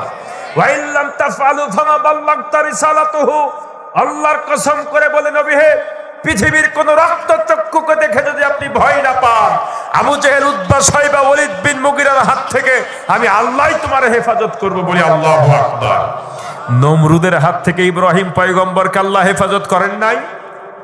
ফেরাউনের হাত থেকে পয়গম্বর মুসাকে হেফাজত করেন নাই? অতএব আজকেও যদি আপনি কাউকে ভয় না করে আল্লাহর জমিনে আল্লাহর আইনের কথা বলতে পারেন, আল্লাহি, আল্লাহর কসম করে বলি, যে আল্লাহ মুসাকে হেফাজত করেছেন, যে আল্লাহ ইব্রাহিমকে হেফাজত করেছেন, যে আল্লাহ পাক বিশ্বনবীকে হেফাজত করেছেন, সে আল্লাহ পাক বাংলার আলেমদেরকে হেফাজত করবেন। কথা বলো ঠিক কিনা মুসলমান? রাজি আছেন তো ইনশাআল্লাহ? আপনি যদি গোলাম হয়ে যান আল্লাহর, গোটা পৃথিবী গোলামি করবে কার? বান্দা। যদি বলেন কার? দেখেছেন ওরা শুয়ে আছে গুহার ভিতরে, আর এই দিকে সূর্য তাদের জন্য বাঁকা হয়ে চলে যায়। বলি সুবহানাল্লাহ, সুবহানাল্লাহ। আমার মুসলমান ভাইয়েরা গভীর মনোযোগ। আল্লাহ পাক রব্বুল ইজ্জত ওয়াল জালাল পবিত্র কালামের হাকিমের ভিতরে ডাক দিয়ে বললেন, তারা দোয়া করেছেন রহমতের দোয়া, আল্লাহ পাক কবুল করে ফেললেন, তাদেরকে একটা ঘুম দিয়ে দিলেন। তারা কতদিন পর্যন্ত ঘুমিয়েছেন সেই কথা আল্লাহ কোরআনে বলে দিলেন। আল্লাহ তাআলা ডাক দিয়ে বললেন, ওয়ালাবিসু ফি কাহফিহিম সালাসামিয়াতিন সিনিনা ওয়াজদাদু তিসআ। বলি আল্লাহু আকবার। ঈমানকে বাঁচানোর জন্য, ঈমানকে কলিজার ভিতরে নিয়ে গুহার ভিতরে তারা যখন প্রবেশ করলেন আর আল্লাহর কাছে দোয়া করলেন, আল্লাহ আমাদেরকে রহমতের চাদর দিয়ে ঘিরে ফেলে দাও। আল্লাহ পাক রব্বুল ইজ্জত ওয়াল জালাল রহমতের ঘুম তাদের দেহের ভিতরে ঢেলে দিলেন। বলে সুবহানাল্লাহ। তারা শুধু ঘুমাইতে থাকলো, ঘুমাইতে থাকলো।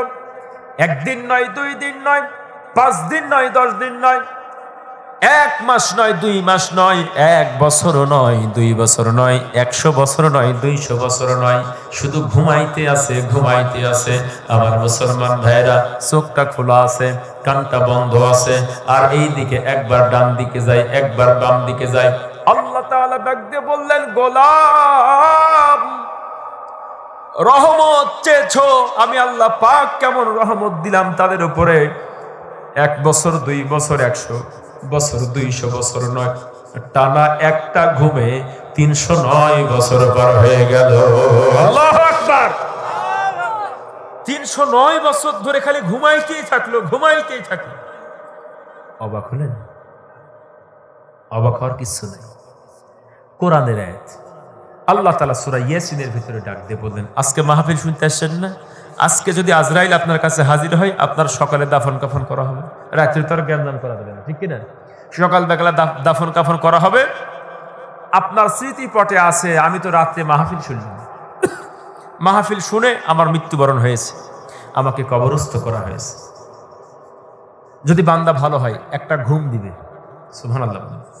ইয়া ওয়াইলানা মান বাসানা মিন মারকাদিনা হাযা মা ওয়া'দার রহমান ওয়া সাদাকাল মুরসালুন।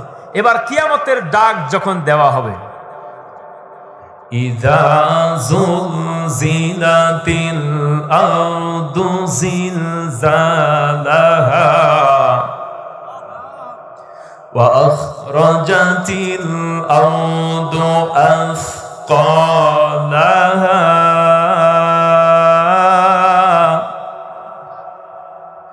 وقال الإنسان ما لها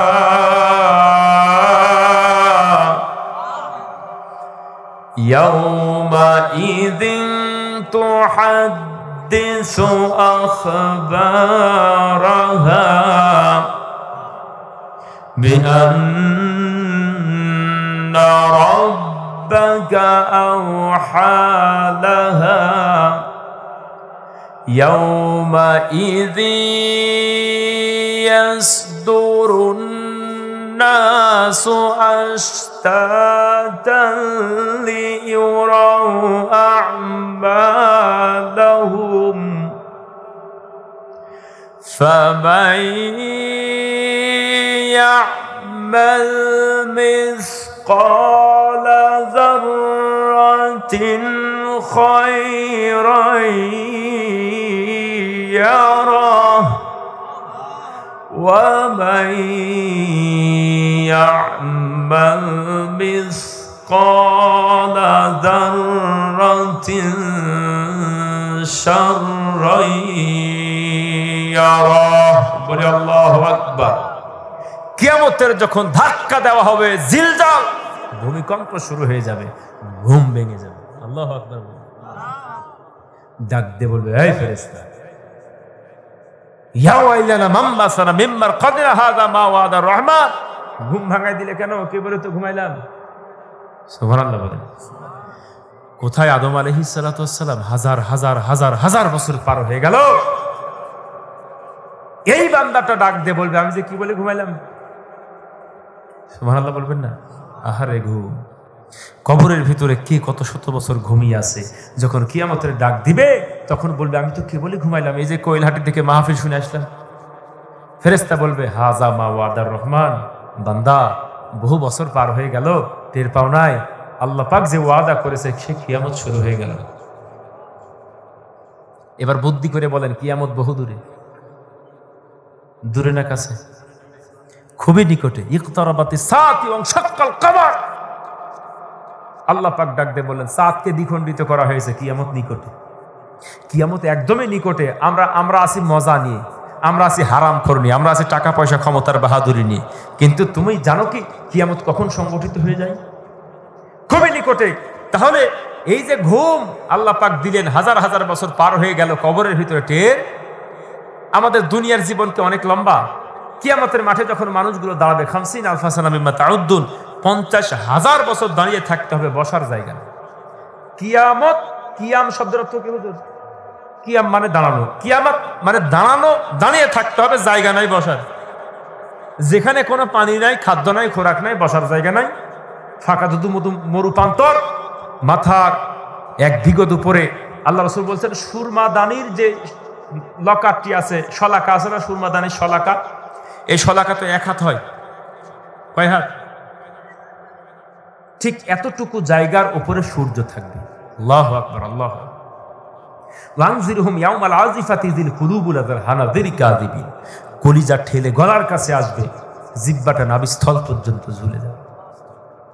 গুনাহগারের মাথার চান্দিগুলো ফেটে ফেটে, মগজগুলো গলে গলে নাক কান বেয়ে পড়তে থাকবে। এই সূর্য 9,30,00,000 মাইল দূরে আছে।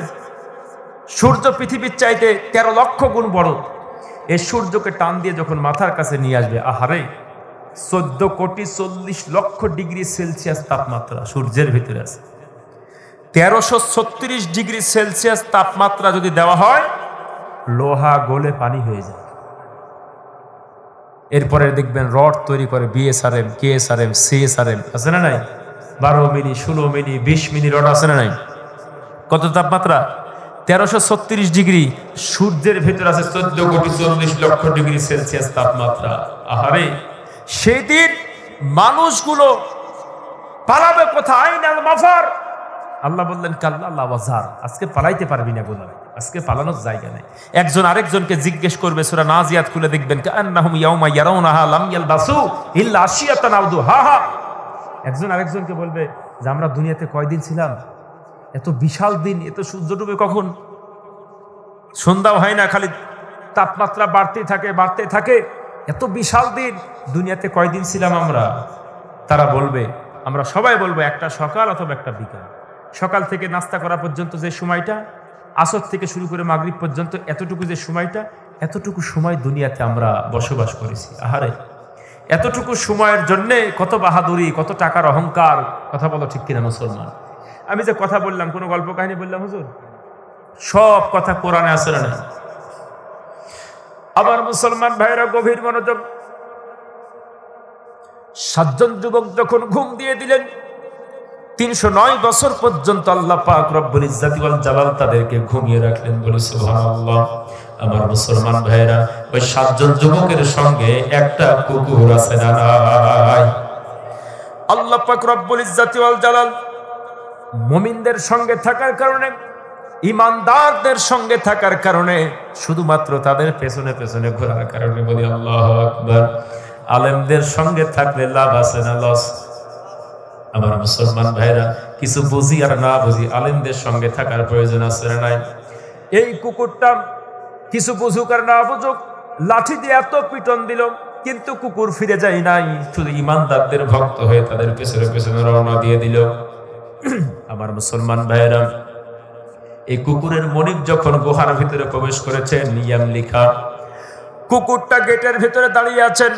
আল্লাহ পাক কোরআনে ডাক দিয়ে বললেন, ওয়া কালবুহুম বাসিতুন যিরাআইহি বিল ওয়াসিদ।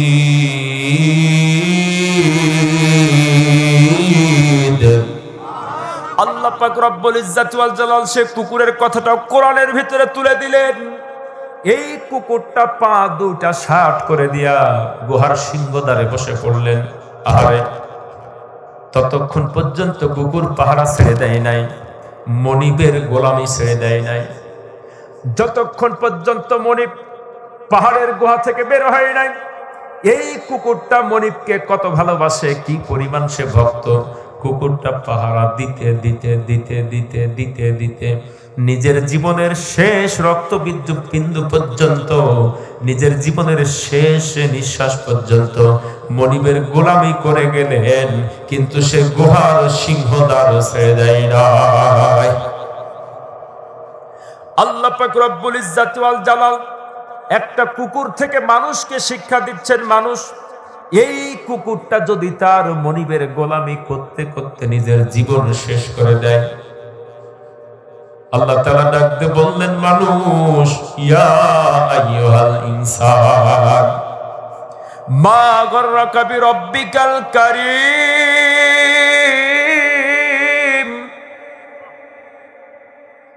ওগো বান্দা, কোন জিনিস তোমারে ধোকায় ফেলে দিল? কে তোমারে ধোকায় ফেলে দিল? সে মহান মহিয়ান গরিয়ান প্রভুর ইবাদত থেকে, যে আল্লাহ পাক তোমারে চক্ষু দিয়েছেন, যে আল্লাহ পাক তোমারে হাত দিয়েছেন, পা দিয়েছেন, যে আল্লাহ পাক তোমাদেরকে হার্ট দিয়েছেন, ফুসফুস দিয়েছেন, কিডনি দিয়েছেন, হাজারো নিয়ামত দিয়েছেন তোমার দেহের ভিতরে। কোন শয়তানে তোমার ধোকায় ফেলে দিল? কার মহব্বতে পড়ে মালিকের গোলামি ছেড়ে দিলা?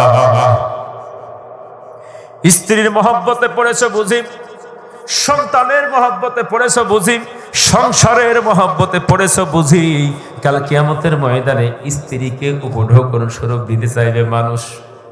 ওয়ালা ইয়াসালু হামিমুন হামিমা ইউবাসসারুনহুম ইয়াওয়াদুল মুজরিমু লাউ ইয়াফতাদি আযাবি ইয়াউমা ইযিম বিবানি। বলে আল্লাহু আকবার। কিয়ামতের মাঠে মানুষ দাঁড়িয়ে বলবেন, আল্লাহ আর সহ্য করতে পারি না, স্ত্রীর জন্য তোমার গোলামি করতে পারি নাই, স্ত্রীকে জাহান্নামের ভেতরে ফেলো। সন্তানের মুখে খাবার দেওয়ার জন্য তোমার গোলামি করতে পারি নাই, বিবি বাল বাচ্চার মুখে খানা দেওয়ার জন্য তোমার গোলামি করতে পারি নাই। আজকে সন্তানকে জাহান্নামে ফেলে দাও, আমারে বাঁচাও। স্ত্রীকে জাহান্নামে ফেলে দাও, আমারে বাঁচাও। বাবা মাকে দেখভাল করতে গিয়ে তোমার গোলামি করতে পারি নাই, অতএব বাবা মাকে জাহান্নামে ফেলে দাও। ইয়া নাফসি ইয়া নাফসি। বলি আল্লাহু আকবার। আল্লাহ তাআলা ডাক দিয়ে বললেন, গোলাম, ইয়া আইয়ুহাল ইনসান, কোন জিনিস তোমারে ধোকায় ফেলে দিল? একটা কুকুর থেকে তোমার শিক্ষা গ্রহণ করতে হবে, ঠিক কিনা মুসলমান? আল্লাহ পাক রব্বুল ইজ্জাতি ওয়াল জালাল 10টা প্রাণীকে জান্নাতের ভিতরে প্রবেশ করাবেন বলে আল্লাহু আকবার। এই 10টা প্রাণী সম্পর্কে আলোচনা করতে গেলে আরো 20 মিনিট সময় লাগবে, যদি কখনো সুযোগ পাই ইনশাআল্লাহ আলোচনা করব বলে আল্লাহু আকবার। আল্লাহ তাআলা এই কুকুরটারে এত ভালোবেসে ফেললেন, এত মহব্বত করলেন, শুধুমাত্র আলেমদের সঙ্গে থাকার কারণে, ইমানদারদের সঙ্গে থাকার কারণে। যেই প্রাণী যার বাইরেও নাপাক ভেতরেও নাপাক, আল্লাহ পাক রব্বুল ইজ্জাতি ওয়াল জালাল জান্নাতের ভিতরে তাসনিম নামক ঝর্ণা দিয়া এই কুকুরটারে পাক সাক পবিত্র বানায়া দিয়া একটা দুম্বার আকৃতি দিয়া জান্নাতের ভিতরে প্রবেশ করাবেন বলে সুবহানাল্লাহ। ও বাংলার মুসলমান, ইমানদারদের সঙ্গে থাকার কারণে একটা কুকুর যদি জান্নাতে যাইতে পারে, ও বাংলার মুসলমান, তোমরা যদি হাজারো নির্যাতন নিপীড়ন সহ্য করে বাংলার আলেমদের পক্ষে থাকতে পারো, ইনশাআল্লাহ আল্লাহ পাক তোমাদেরকে জান্নাত দিবে। কথা বলো ঠিক কিনা? আমার মুসলমান ভাইয়েরা, কুকুরটা গেটের ভিতরে শুয়ে থাকতে থাকতে মারা গেল। আল্লাহ কোরআনের ভিতরে সেই কথা তুলে দিলেন। 309 বছর পরে যখন ঘুম ভেঙে গেল, قال قائد منهم كم لبثتم, বলি আল্লাহু আকবার। ঘুম ভেঙে গেল এই যুবকদের। ঘুম ভেঙে যাওয়ার পরে তারা একজন আরেকজনকে ডাক দিয়ে বললেন, قالوا لبثنا يوما أو بعض يوم, বলি আল্লাহু আকবার। একজন আরেকজনের দিকে তাকায় আর জিজ্ঞেস করে, আমরা কতটুকু সময় ঘুমাইলাম? 309 বছর যে পার হয়ে গেল, তাদের দাড়ি মুছ কিন্তু বড় হয় নাই, তাদের হাতের নখ বড় হয় নাই, কোনো কিছুই বড় হয় নাই। কারণ যদি বড় হইতো তাহলে একজন আরেকজনকে দেখে ভয় পাইতো, ঠিক কিনা? তারা ডাক দিয়ে বলল, একটা সকাল অথবা একটা বিকাল ঘুমাইলাম, এই তো সকালে ঘুমাইলাম আর এই তো বিকাল হয়ে গেল, অথবা রাত্রে ঘুমাইলাম এই তো সকাল হলো, বলে আল্লাহু আকবার। আল্লাহ পাক ডাক দিয়ে বললেন, এই 7 জন যুবক যখন ঘুমের ভিতরে ছিল, আল্লাহ তাআলা একটা প্রাচীর দিয়ে তাদেরকে ঘিরে ফেলে দিলেন, বলে সুবহানাল্লাহ। সেই প্রাচীরটা কোনো লোহার প্রাচীর নয়, ইটের প্রাচীর নয়, কোনো বেড়া নয়, এমন একটা প্রাচীর দিয়ে আল্লাহ তাআলা ঘিরে ফেলে দিলেন। আল্লাহ সেই কথাও কোরআনের ভিতরে বললেন। এই 7 জন যুবক যখন ঘুমায় গেলেন, আল্লাহ তাআলা এই 7 জনকে একটা প্রাচীর দিলেন, সেটা হলো ভয়ের প্রাচীর, বলে সুবহানাল্লাহ। জোরে বলেন কিসের প্রাচীর? এমনও জায়গা আছে দেখবেন, অমুক একটা জায়গা আছে, পুকুর পাড়ে গেলে মানুষ অটোমেটিক ঘেমে যায়, ঠিক কিনা? রাস্তা দিয়ে চলতে চলতে এমন একটা জায়গা আছে, ওই গাছের কাছে গেলে মানুষ ঘেমে যায়, আছে না নাই? রাত্রিবেলায় ভয়ঙ্কর কিছু জায়গা থাকে, এলাকাতে কিছু খারাপ খারাপ জায়গা থাকে, ভয়ের প্রাচীর, বলে আল্লাহু আকবার। আমার মুসলমান ভাইরা, আসহাবে কাহাফ যে গুহার ভিতরে শুয়েছিলেন, আল্লাহ পাক চতুর্দিকে ভয়ের প্রাচীর দিয়ে ঘিরে দিলেন। আল্লাহর নবীকে ডাক দিয়ে বললেন, নবী হে, আপনি যদি আসহাবে কাহাফের কাছে গিয়ে হাজির হয়ে যান, এত বেশি ভয় আপনাকে লেগে যাবে, আপনি ভয়ে দৌড় দিয়ে পালাইতে শুরু করবেন, পৃথিবীর কোনো মানুষ সেখানে প্রবেশ করতে পারে না। যখনই কাছে যায় ভয়ে দেহটা ঠান্ডা হয়ে যায়, বলে সুবহানাল্লাহ। আল্লাহ পাক রব্বুল ইজ্জাতি ওয়াল জালাল ঈমানদারদের সঙ্গে ভয়ের প্রাচীর দিয়ে রেখেছেন, বলে আল্লাহু আকবার। জালেমরা যতই হাজার চেষ্টা করুক না কেন এই বাধার প্রাচীর ভাঙার, জালেমরা কখনো ভয়ের প্রাচীর ভাঙতে পারে না। বাংলার জমিনের শ্রেষ্ঠ মুফাসসির জীবিত অবস্থায় বাংলার মানুষের সামনে তারে হাজির করে নাই, মৃত্যুবরণ করে যখন জানাজা চাওয়ার জন্য বাংলার মুসলমান চেয়েছে, এই জালেম ভয়ে তাকে জনসম্মুখে জানাজা পর্যন্ত দিয়ে দেয় নাই। আমার মুসলমান ভাইরা, জালিমরা শুধু এত ভয় পায় তাই না, এমনকি আলেমদের লাশকেও ভয় পায়, কথা বলো ঠিক কিনা? আমার মুসলমান ভাইরা, আসহাবে কাহাফের 7 জন যুবককে আল্লাহ ভয়ের প্রাচীর দিয়ে ঘিরে ফেলে দিলে, বলে আল্লাহু আকবার। জালেমরা যুগে যুগে আলেমদের গায়ের ভিতরে হাত দিতে ভয় পায়, বলে আল্লাহু আকবার। কোনো ভয় নাই, কোনো চিন্তা নাই, তারা হাজারবার চিন্তা ভাবনা করে কিন্তু আলেমদের গায়ের ভিতরে হাত দেয়, কারণ আল্লাহ পাক একটা ভয়ের প্রাচীর দিয়ে সেটা দেয় নাই। ঘুম যখন ভেঙে গেল, একজন আরেকজনকে জিজ্ঞেস করলো, কতকাল ঘুমিয়েছ? ডাক দিয়ে বললো, একটা সকাল অথবা একটা বিকাল ঘুমাইলাম, অতএব আর দেরি করো না, পেটের ভিতরে ক্ষুধা, তাড়াতাড়ি করে বাজারে চলে যাওয়া। লম্বা ঘটনা। আমার মুসলমান ভাইয়েরা, এই 7 জন যুবকের যিনি নেতা ছিলেন ইয়ামলিখা, তিনি এই পকেটের ভিতরে পয়সা নিয়ে তিনি বের হয়ে চলে গেলেন বাজার করার জন্য, কিছু রুটি কেনার জন্য। বাইরে যখন বের হয়েছেন, আল্লাহু আকবার, আল্লাহু আকবার, যেই কালেমা পড়ার কারণে, ঈমান আনার কারণে তাদেরকে এই গুহার ভিতরে লুকাইতে হইল, কিন্তু গুহা থেকে বের হয়ে তাকিয়ে দেখে কালেমার পতাকা উঠছে, বলে সুবহানাল্লাহ। 309 বছরের ভিতরে আল্লাহ পাক রব্বুল ইজ্জাতি ওয়াল জালাল কালেমার বিজয় দিয়েছেন, বলে আল্লাহু আকবার। 309 বছর পরে ঈসা আলাইহিস সালাতু ওয়াস সালাম আগমন করলেন। ঈসা আলাইহিস সালাতু ওয়াস সালাম আগমন করার পরে সমস্ত মানুষগুলো ঈসা আলাইহিস সালাতু ওয়াস সালামের উপরে কালেমা পড়ে মুসলমান হয়ে গেলেন। যেদিকে তাকায় ঈসার নামের শপথ করা হয়, আল্লাহর নামের শপথ করা হয়, কালেমার পতাকা উঠতেছিল। তৎকালীন শাসকের নাম হলো বিদুশিস, বলে আল্লাহু আকবার, ইমানদার শাসক। 7 জন যুবকের নেতা ইয়ামলিখা এবার গুহা থেকে বের হওয়ার পরে কালেমার পতাকা দেখে অবাক হয়ে গেলেন। যে কালেমা পড়ার কারণে জীবন নিয়ে লুকাইলাম গুহার ভিতরে, কিন্তু দেখি বাইরে সেই কালেমার পতাকা উঠতেছে, বলে মারহাবা।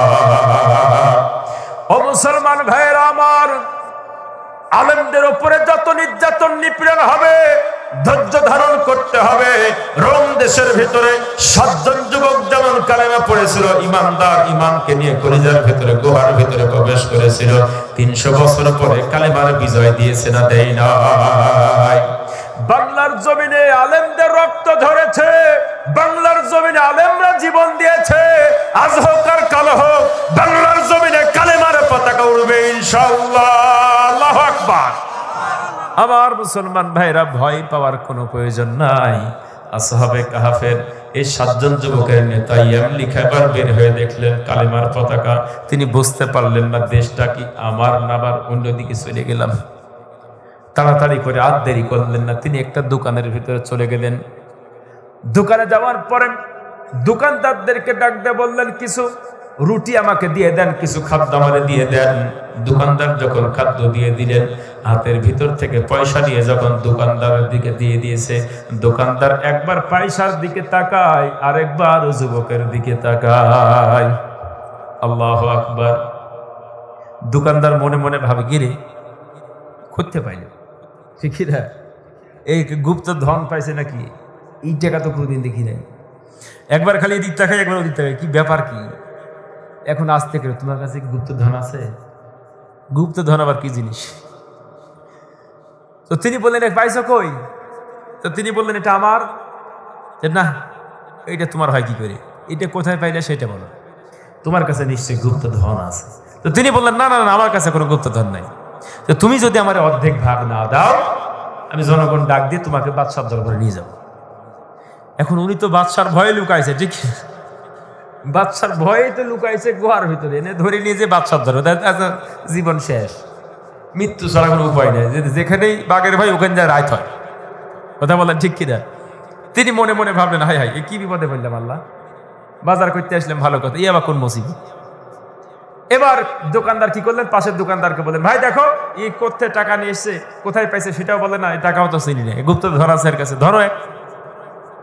ঘিরে ধরে ফেললেন, লম্বা ঘটনা। ঘিরে ধরে ফেলে এবার সবাই জিজ্ঞেস করে, ঠিকঠাক বলো কোথায় টাকা পাইছো। এখন তিনি বিপদে পড়ে গেলেন। তিনি মনে মনে ভাবলেন, দেখি তো কতক্ষণে আল্লাহ আল্লাহ করি। কারণ তিনি ছিলেন মন্ত্রীর সন্তান, আলহামদুলিল্লাহ, মন্ত্রীর সন্তান, তৎকালীন মন্ত্রীর সন্তান। তো এনার সঙ্গে জনগণ খারাপ ব্যবহার করছে, এই দৃশ্য তো আত্মীয় স্বজন কেউ দেখতে পায়, তাহলে তো অবশ্যই সে নিয়ে যাবে। কথা বলেন ঠিক কিনা?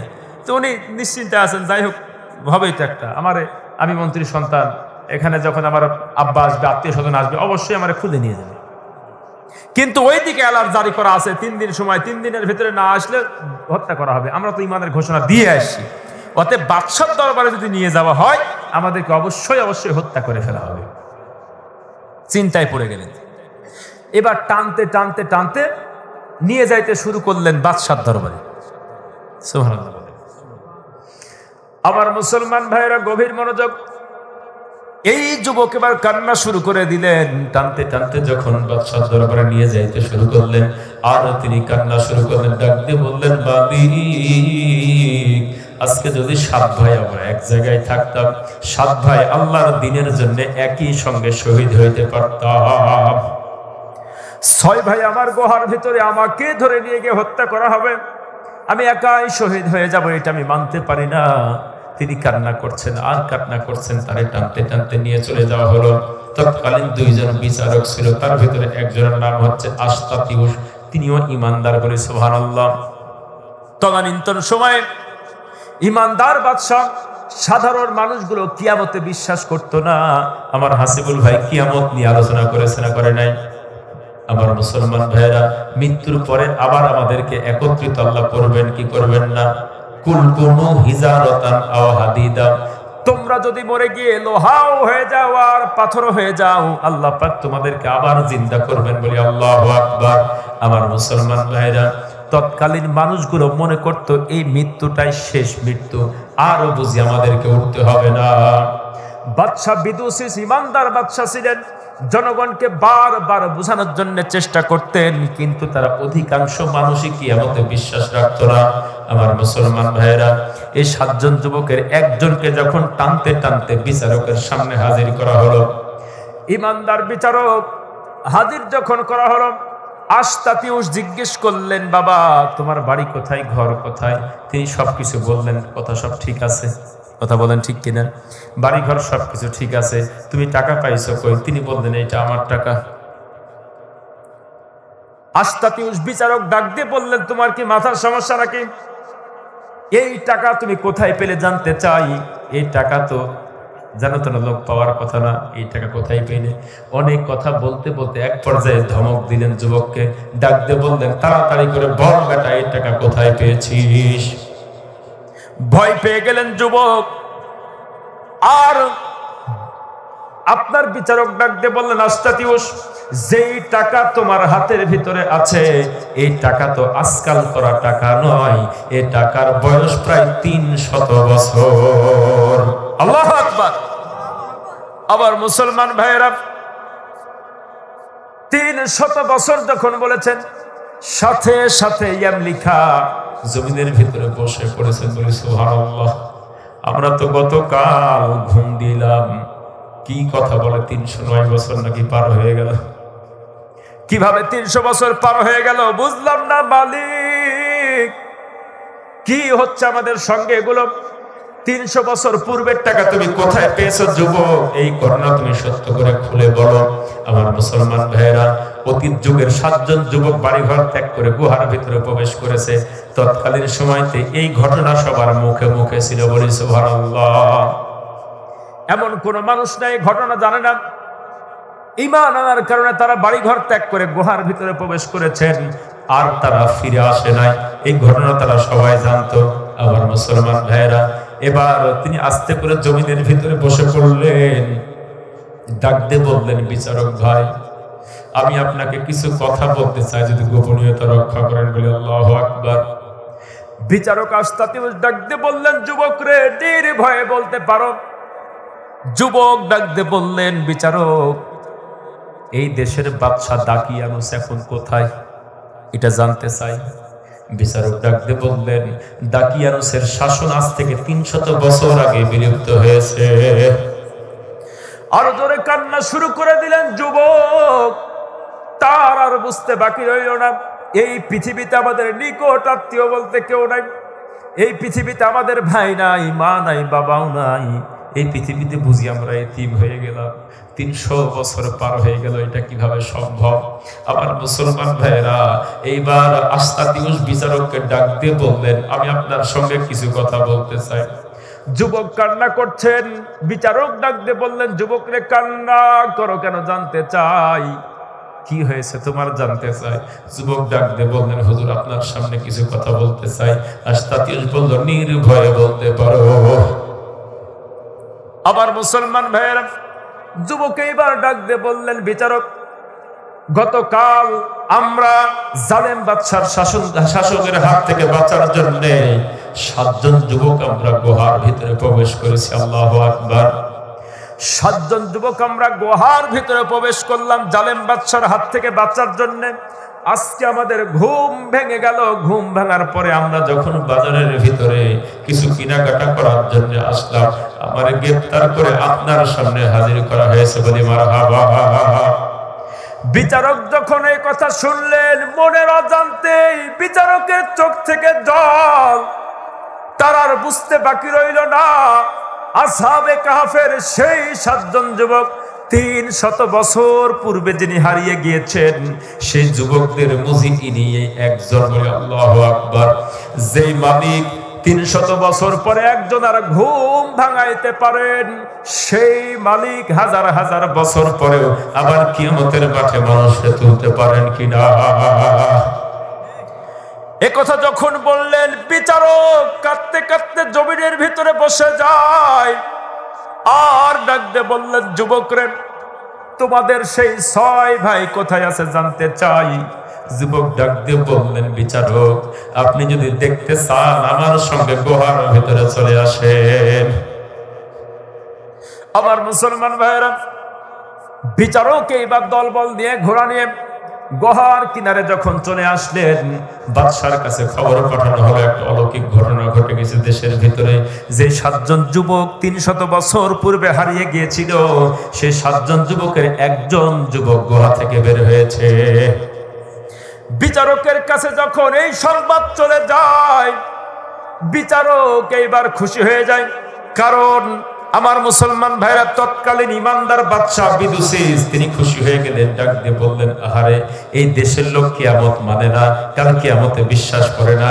এই ঘটনা যখন তারা দেখলো, তারা নির্দ্বিধায় কিয়ামত বিশ্বাস করলো। বলে সুবহানাল্লাহ। বাদশা টান দিয়ে চলে আসলেন গুহার কাছে। যুবক ইয়ামলিখা ডাক দিয়ে বললেন, আপনারা সবাই বাইরে দাঁড়িয়ে যান, আমি ভিতরে খালি প্রবেশ করবো আর বের হব। আমার মুসলমান ভাইরা, এই যুবক ইয়ামলিখা যখন আপনার গুহার ভিতরে প্রবেশ করলেন, গুহার ভিতরে প্রবেশ করার পরে তিনি সিজদায় পড়ে গেলেন আর কান্না শুরু করলেন। 6 জন যুবক ডাক দিয়ে বললেন, ভাই ধরা পড়ে গিয়েছে বুঝি? ঘোড়ার আওয়াজ শোনা যায়, ঘোড়ার পায়ের আওয়াজ শোনা যায় বাইরে থেকে, মানুষের সারা শব্দ পাওয়া যায়। সম্রাট দাকিয়ানুস বুঝি আমাদেরকে হত্যা করে ফেলবে, গ্রেফতার করে ফেলেছে। যে যুবক বাইরে থেকে ভিতরে প্রবেশ করলেন, কান্না বন্ধ করতে পারে না, কাঁদতে আসে আর কাঁদতে আসে।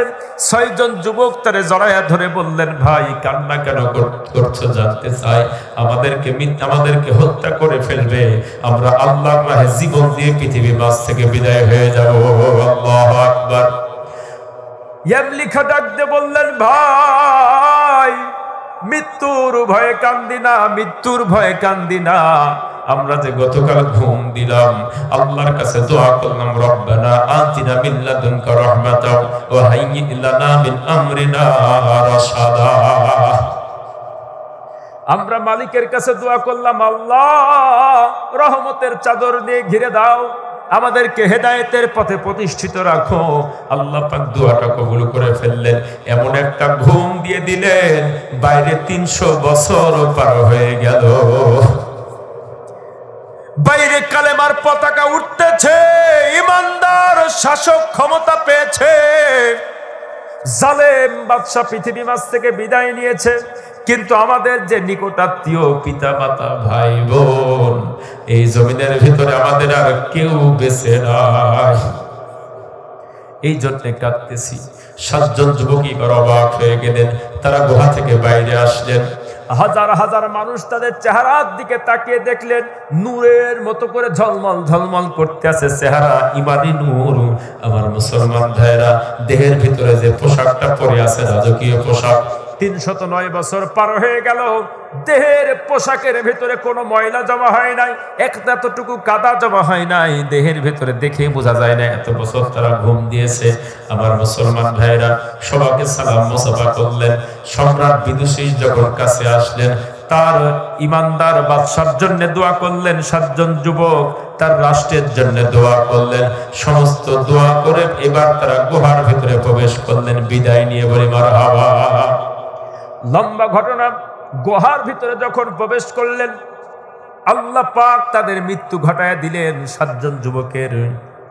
এদিকে বাদশা বিদুসিস তাদের 7 জনের জন্য 7টা সোনার সিন্দুক বানিয়ে দিলেন। বলি মারহাবা। সোনার সিন্দুকের ভিতরে এই ইমানদার 7 জন যুবককে ভরে দিলেন। সোনার সিন্দুকের ভিতরে আপনার ভরে দিয়ে গুহার ভিতরে রেখে দিলেন। রাত্রি যখন গভীর হয়ে যায়, রাত্রিবেলায় স্বপ্নের ভিতরে 7 জন যুবক এসে হাজির। ডাক দিয়ে বললেন, ও বাদশা বিদুসিস, মাটির মানুষ মাটিতেই ভালো বানায়, সোনার সিন্দুকে রাখার কোনো প্রয়োজন নাই, অতএব আমাদেরকে তুমি মাটির বিছানায় শুইয়ে দাও। বলি আল্লাহু আকবার। আমার মুসলমান ভাইয়েরা, বিদুসিসের যখন ঘুম ভেঙে গেল, ইমানদার, সকাল যখন হয়ে গেল, মানুষ পাঠায়া দিলেন। সোনার সিন্দুক থেকে তাদেরকে বের করলেন, কাঠের সিন্দুক দিয়ে দিলেন, কাঠের সিন্দুকের ভিতরে তাদেরকে ঘুম পাড়াইয়া দিলেন। আমার মুসলমান ভাইয়েরা, আল্লাহ পাক রব্বুল ইজ্জতি ওয়াল জালাল এই একটা ঘটনা মক্কাবাসীকে শোনায় দিলে। বলে মারহাবা। মক্কাবাসী 3টা প্রশ্ন করেছিলেন, 3টা প্রশ্নের একটা উত্তর সুন্দরভাবে বিশ্ব নবী দিয়ে দিলেন। ঈমান আনার কারণে কত নির্যাতন নিপীড়ন সহ্য করলেন, কিন্তু ঈমানটা কলিজার ভিতরে নিয়ে আল্লাহর কাছে যদি সাহায্য চাও গোলাম, আল্লাহ সাহায্য করবে না, করবে না। আল্লাহু আকবার। আমার মুসলমান ভাইরা, যে কোনো পরিস্থিতিতে ঈমান কলিজার ভিতরে রাখার প্রয়োজন আছে না নাই? সম্মানিত উপস্থিতি, রাত্রি গভীর হয়ে গিয়েছে। রাত্রি কি গভীর হয়ে গিয়েছে। আমি আর আলোচনা লম্বা করতে চাচ্ছি না। 2 নাম্বার এবং 3 নাম্বার প্রশ্ন যদি আল্লাহ পাক কখনো সুযোগ দেন, ইনশাআল্লাহ বলার জন্য চেষ্টা করবো ইনশাআল্লাহ। আল্লাহ পাক যতটুকু আলোচনা করলাম, আমাদের ঈমানটা কলিজার ভিতরে ধারণ করার প্রয়োজন আছে না নাই? হাজার বিপদ আপদ মুসিবত যদি আসে, ঈমান ছেড়ে দিবেন? ঈমান ছেড়ে দিবেন? আল্লাহ পাক আমাদেরকে হেফাজত করুন। সকলে বলি আল্লাহুম্মা আমিন। পরিশেষে সকলে সুস্বাস্থ্য এবং দীর্ঘ নেক হায়াত কামনা করে আমি আমার আলোচনা শেষ করছি।